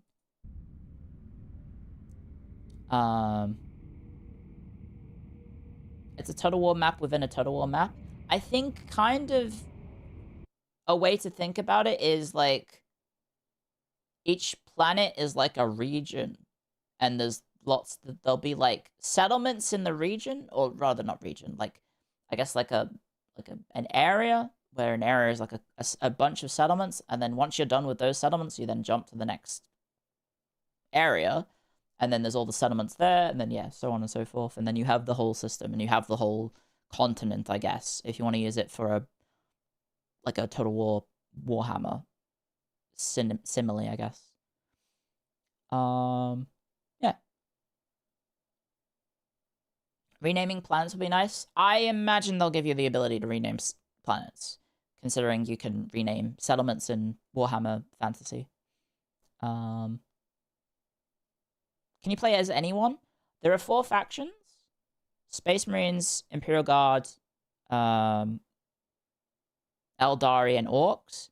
So you can play as 2 set factions, 2 lore established factions within each of them. So there'll be 8 lore factions, and then you can make custom factions of each of those as well. So yeah, no chaos at launch. They will presumably be adding them. In terms of factions, which one would you think would be the first one to add? Probably chaos. Chaos would probably be the one they would add first, right? In terms of importance, it would probably be chaos first. And then I guess the thing is, are you adding Chaos Space Marines? Are you adding all of Chaos? Are you adding just like the gods themselves? Like, are you just gonna add Nurgle, Slanesh, Khorne, or Zinch? Or are you gonna add all of them at the same time, right? And then I guess after that, what you would do? What, Tyranids? Sorry, that's my little Chaos Space Marine, but it's Chaos Sausage Dog.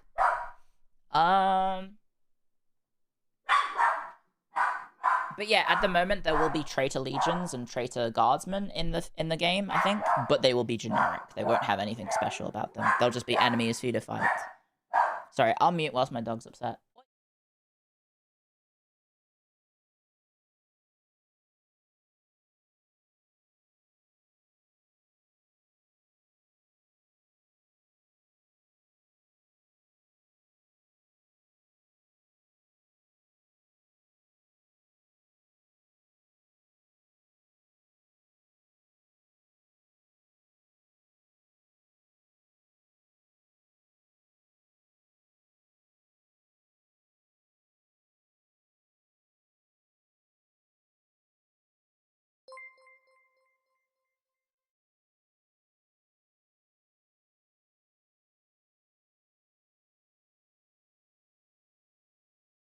Okay, it's literally my roomies are back, and she's literally growling. I've picked her up in my lap, but she might bark again right next to the microphone. Stop it!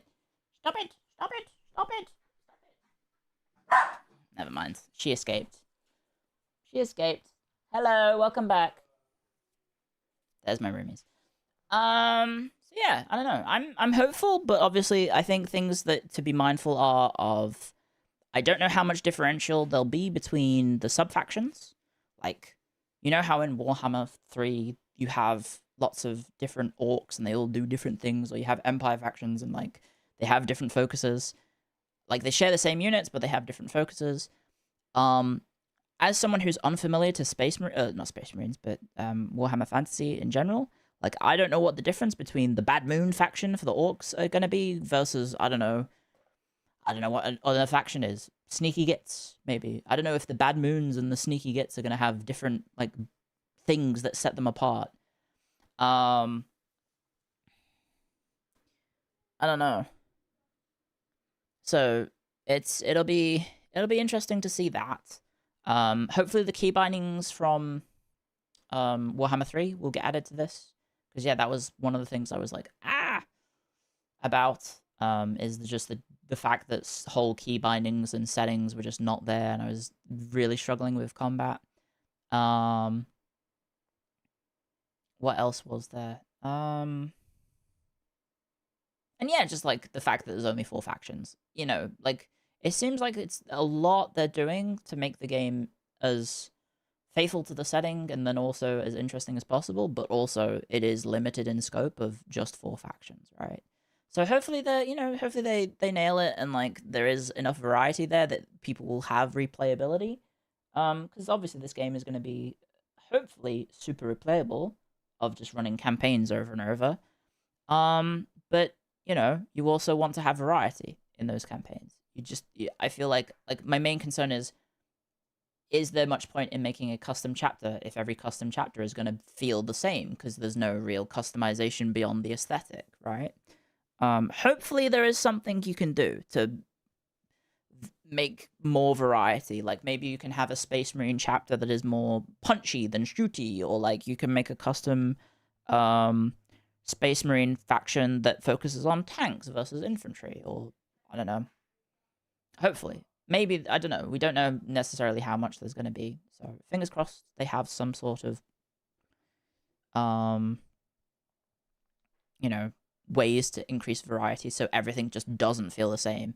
Because I'm not the average Total War Warhammer gamer where oh boy, new DLC, time to load up Carl Franz again, right? Friggin', at least the Carl Franz players are going to be happy because they'll have new toys to play with the new Warhammer DLC coming up soon, because it has Empire units in it. But like, the last few DLCs, it's like, oh boy, new DLC for Cathay and new DLC for Kislev. Can't wait to play Carl Franz again. So, I don't know. I imagine there will be Warhammer fans that will probably do that. They'll be like, oh boy, Ultramarines. I'm going to play the Ultramarines. What's wrong with Carl? For me, at least, there's only so many times I can play a faction before I do get a little tired of it. Like, believe it or not, I've played a lot of Marathi in Warhammer 3. And I do sometimes get a bit bored of playing Marathi. I'm like, oh, I feel like maybe not Marathi today and play something else. I know people are going to be like, oh, crazy. Are Ultramarines loved that much? Aren't they kind of like Games Workshop's favorite?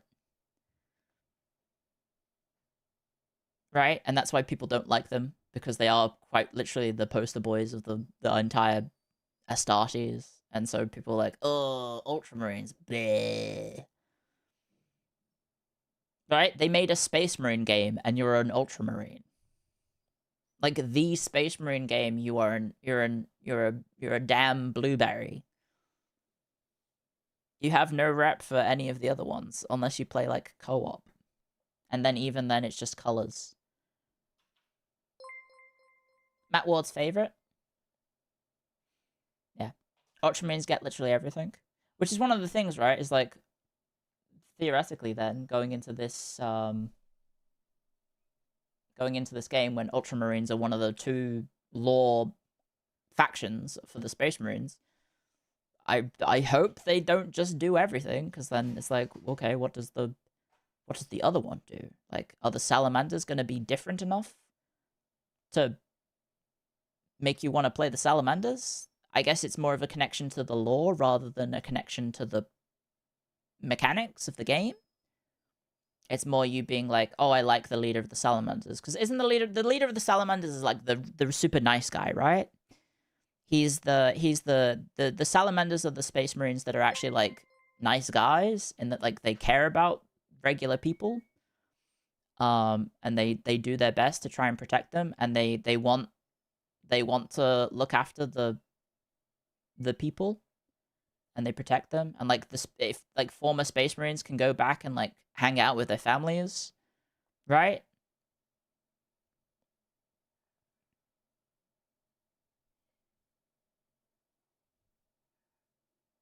They're the good guys for a Space Marine chapter, right?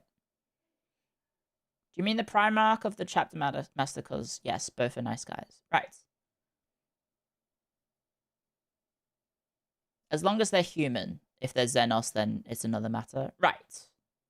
But I mean, the whole setting is kind of like that, right? It's like, oh, you're not me? Die.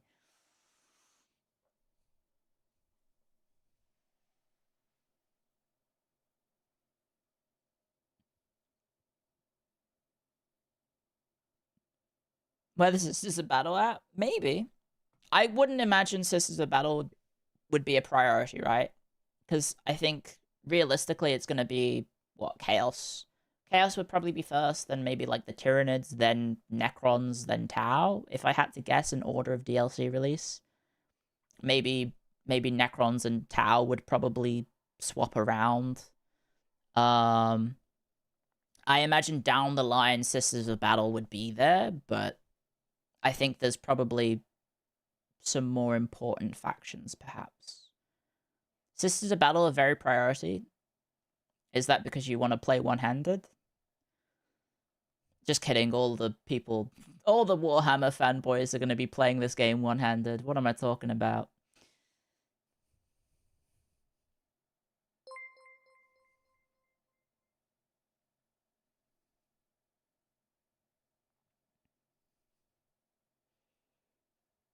Thank you, M1 Grand, for another super chat. Only 2 people knew who Matt Ward is. I think people are probably used to, nowadays, just associating all decisions with the brand rather than individuals. Right? Like, look at the way people are interacting with Rockstar at the moment. Not, like, the specific higher-ups. It's just, Rockstar, Rockstar, Rockstar. Best Marines Tay enemy is at our devoir. We know our duty and we will do it. Thank you. Thank you, Lord of the Nosehair. Thank you for 16 months. And thank you, M1 Grand, for all the other super chats as well. Sisters of Battle have really expensive models that sell a lot. Don't they have literal, like, dropship cathedrals and stuff? They deploy cathedrals to battle. Because that would be cool. I mean, if they do sell a lot, if they're really that popular, then maybe that bumps them up in terms of priority. I could honestly see, like, if I had to guess, this is just pure speculation, I'm gonna guess the human factions are the most popular in the setting, right? I would imagine people care more, like the average Games Workshop fan of the setting probably cares more about the humans than the Xenos. I'm sure the Xenos do have their fans, but like, I would imagine the average fanboy, when they think of... I say fanboy. I don't mean that as a derogative term. The average Space Marine... Or I even just said it then. The average Warhammer 40k fan is going to be like, what do you want? They're going to say, Space Marines. They're going to say, Imperial Guard. They're going to say, maybe Sisters of Battle, right? I imagine the amount of people playing the Tyranids or the Tau... I mean, maybe the Tau, because I think the Tau are quite popular still. Or the Orcs, I imagine those are probably going to be lesser played. Or, you know, not as popular. Necrons and Orc are still really popular? Okay. Tau are definitely near the bottom of popularity? Really? Because I hear about the Tau so much. The Tau are... My understanding of the Tau is it kind of functions like the Covenant in Halo, in that it's like a collection of races. Like a collection of alien races that conquers then incorporates the races they conquer into their faction, right?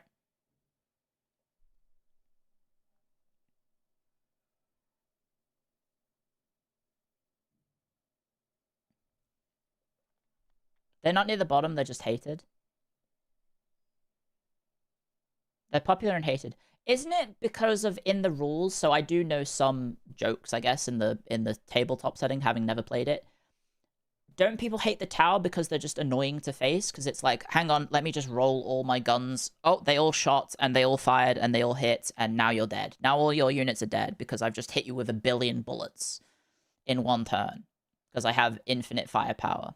Because, yeah, they're great at range, and they force you to fight at range. Yes.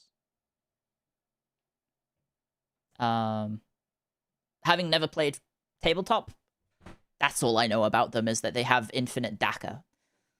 And so when you're playing as something that maybe wants to engage in the melee, you're probably going to die before you get there. Like, Tau versus Tyranids doesn't sound very Tyranid favored, I'm guessing. On tabletop battle, but maybe in lore, obviously, I think, like, Tyranids are kind of inevitable. The Alpha Tau answered the accusations. He's not a... So, funnily enough, Alpha Tau isn't named after the Tau from Warhammer. He's named after Tau from I think Warframe.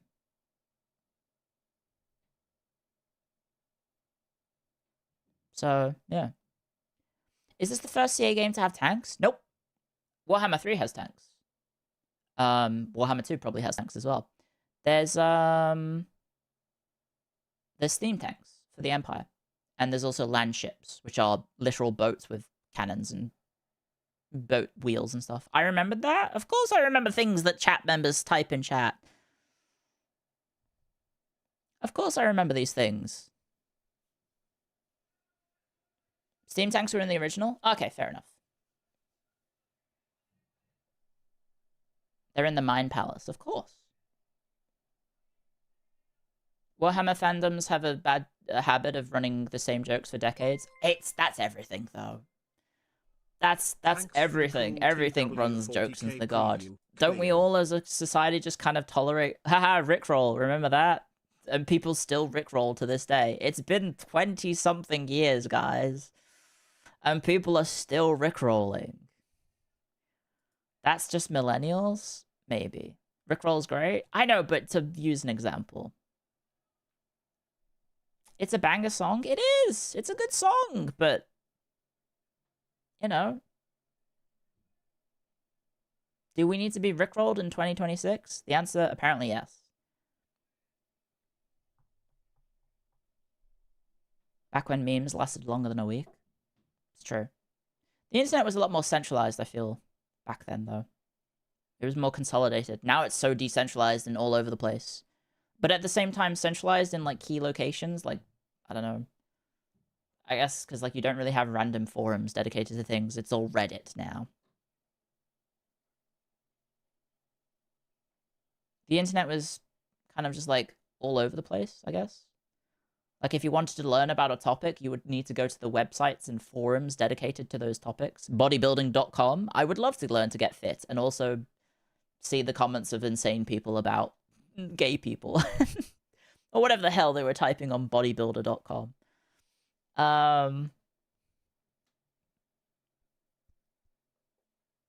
Like, what was it? There was a guy who used to wrestle for WWE. I think his name, what was his name? Lars Sullivan.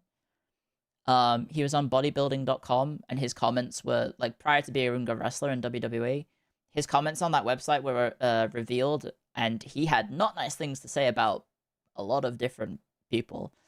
And then, somewhat ironically, it was then revealed that some of the not nice things he was saying about gay people, and then he was in gay-for-pay pornography. He did gay porn, and he was saying horrible things about gay people.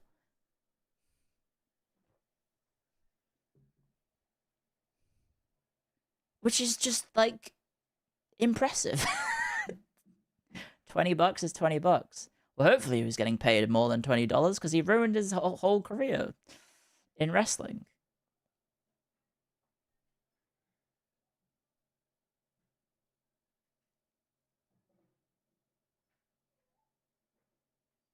The world doesn't really make much sense, no.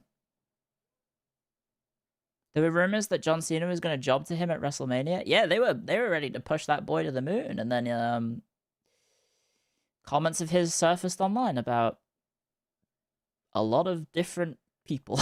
A lot of different people. And this was like 2014, where maybe you can't just, like, brush those off anymore. He does have a 5-star match in NXT, that is true. You can call him 5-star Lars. Which Primarch is this? This is the new important faction. If you want to see my important faction, let me show you them. Sorry. Yeah, this is the very real, very official, if you want to see my units, look at them. Look at these. Guess what legion this is? Poop from the Butt Marines? They're not Poop from the Butt Marines. They're the Spitting Canines, okay? You know, the most important of Primarchs, Lottie Ighty. I made my chapter. You can custom make chapters. I made a... You can make a custom chapter, and I made it off my sausage dog. Some kind of space wolf. So yeah, they're sausage dog colored because Lottie is a chocolate sausage dog, which is brown. So yes, my Space Marines are brown on brown because the map is brown.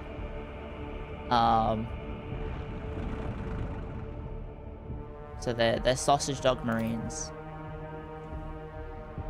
They do look very cool though, right? Look at these guys. They got flamers.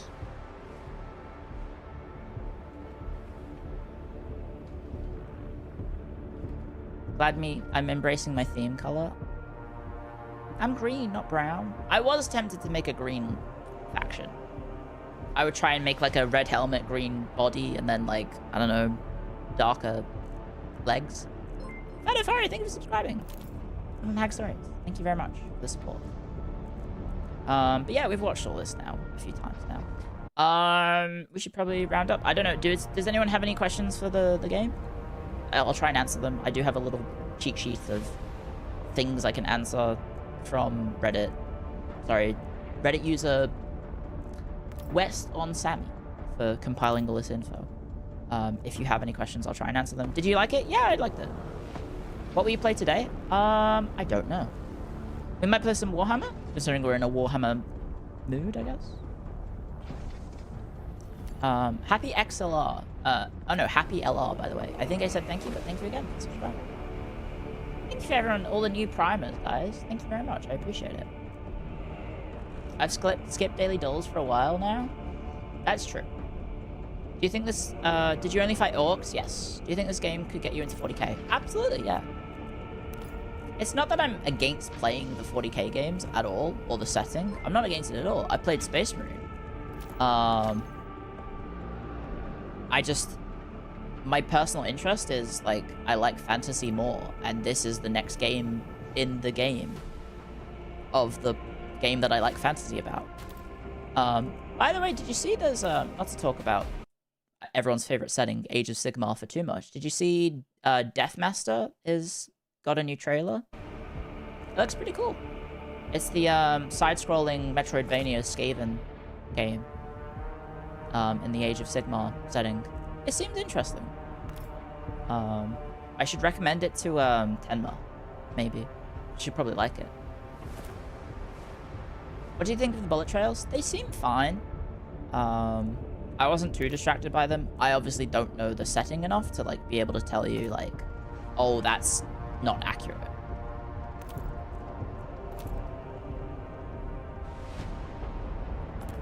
Your Lottie Marines kind of look like Minotaurs. Interesting. But yeah, you can kind of see me trying to like click a unit to click all of them, and then it's like, nope, can't do that. And I was like, no. So yeah. And then yeah, I was like, ah. Kind of fumbling with the controls a bit. But you have to remember, I am playing from the opposite side of the planet, so there's a bit of input delay. Can the tanks be damaged by regular weapons? Yes, they can. I think if I fast forward into this battle a little bit, if you pay attention to where my tanks are, I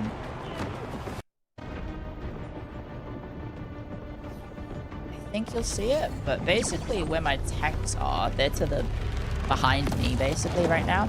They're actually getting beaten on by infantry, so the orc infantry is actually trying to smash my tanks. How effective were they? Some of them got low, but they were also shooting the tanks, right? So there's my tanks. There's the Stomper doing a lot of damage to that tank. But yeah, you can actually see. So this infantry unit here, which I assume is like a heavy puncher orc, maybe, because I think they seem to have like power armor almost. They're punching tanks. So I think this one's the one being punched. Oh, they're punching both of them. So you can see them both taking damage. And then the Stomper, I think, is shooting this one. Yeah, the Stomper's a little derpy. But I guess that's Stompers. Yeah, okay, so you can see the health of this. Yeah, they are actually kind of grinding on my Land Raider here. And then the tank on the right is getting absolutely wrecked by the Stomper. But there we go, there's the Stomper there. And then, yeah. There you go. So that tank at the end does get pretty low. It is somehow still taking damage. Even though the battle's over. The video starts lagging only a little bit. Yeah, I noticed. Yeah, it's not as smooth. That's a strange. Very strange. Windows Media Player. What a wonderful system. Anyway, yeah. If that was it, everyone, I'll call the Warhammer 3 section here. So thank you for watching if you were just here for the Warhammer 3. Warhammer 3, sorry. The Warhammer 40k section. Force a habit. Thank you for coming. If you don't know who I am, my name's Clio. I play a lot of these sorts of games. I stream a lot of them. I'd like to think I'm decent at Warhammer 3. I play a lot of strategy games in general. If you would like to stick around, please consider following. Because I'm getting close to 100,000 followers on Twitch and YouTube. So, thank you guys. Thank you for the support, and thank you for everyone who subscribed as well. Thank you very much, because there was a lot of new people here. So thank you very much, and I hope you enjoyed the footage. Good luck getting into the beta test. Hopefully you get in and you can try it yourself. I don't know when that is. They said it's sooner than you think, so maybe it'll be fairly soon. I imagine I will also get access to it. But yeah, fingers crossed. Fingers crossed. It was very fun to watch. Yeah, thank you. I hope the footage was interesting. And yeah, if you need more, there's going to be other content creators out there if you want to watch their stuff. They're more traditional YouTubers rather than streamers. So there'll be dedicated shorter videos that you can go into. I figured I would just, do it as a stream, because that's what I do. I'm not really a video maker. But yeah, there'll be some websites, some YouTube videos and whatnot. Maybe other streamers as well who have dedicated videos for it. Yeah, thank you for coming. I'll make a new stream on YouTube and I'll just put it as a chatting stream for now and we'll just hang out. First message here in months, years. You actually have first time chat as your message. So this is your first ever message apparently. As a wargame enjoyer, your streams are always enjoyable. Thank you very much. That means a lot. A little bit less map gamey than Warhammer 3, but what can you do? I think it's just the nature of it being a sci-fi setting, so you're on multiple planets in a galaxy and solar systems, right? Adapting that to a Total War game is gonna be pretty difficult, right? You're gonna follow me right now? Thank you very much. Okay, YouTube friends, I will make a new YouTube stream, and I will get out of the Warhammer category. So yeah, thank you for coming, guys. If you need to head off, I totally understand. But if you want to stick around, I'll probably just chat for a bit. Might do a little bit of React content. But I want to I want to see the thing that everyone's freaking out about. Well, not freaking out about, but kind of clowning on Hoyoverse about. Because I haven't watched the trailer yet, but I kind of want to see it. Just to see why people are going, like, pointing and laughing at Hoyoverse. Not that I play any of those games, but I just want to see it. I want to see it.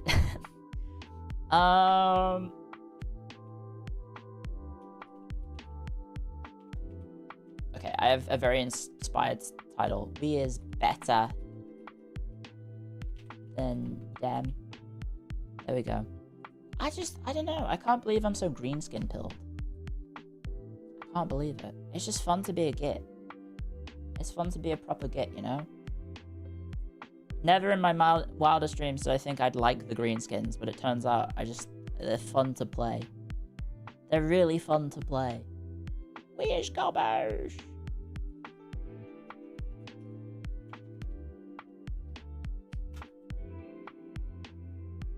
Orcs, the best. There you go. Yeah, I hope next time I get to play as the orcs. I don't know. I would like to have some variety. So hopefully we don't play the Space Marines next time. Or the Imperial Guard. I'll definitely enjoy probably playing the Imperial Guard, because that's kind of just playing the orcs, but maybe a little bit more civilized. But there's something about just like launching yourselves like the orcs do. Like those jumper boys or whatever they're called. That they just go rah and jump on you. A lot of fun. It's because I have whimsy in my life? Yeah, maybe. It's because I'm an Everton fan. I I have to have whimsy. Although, Everton, guys, they won. They won 4-0.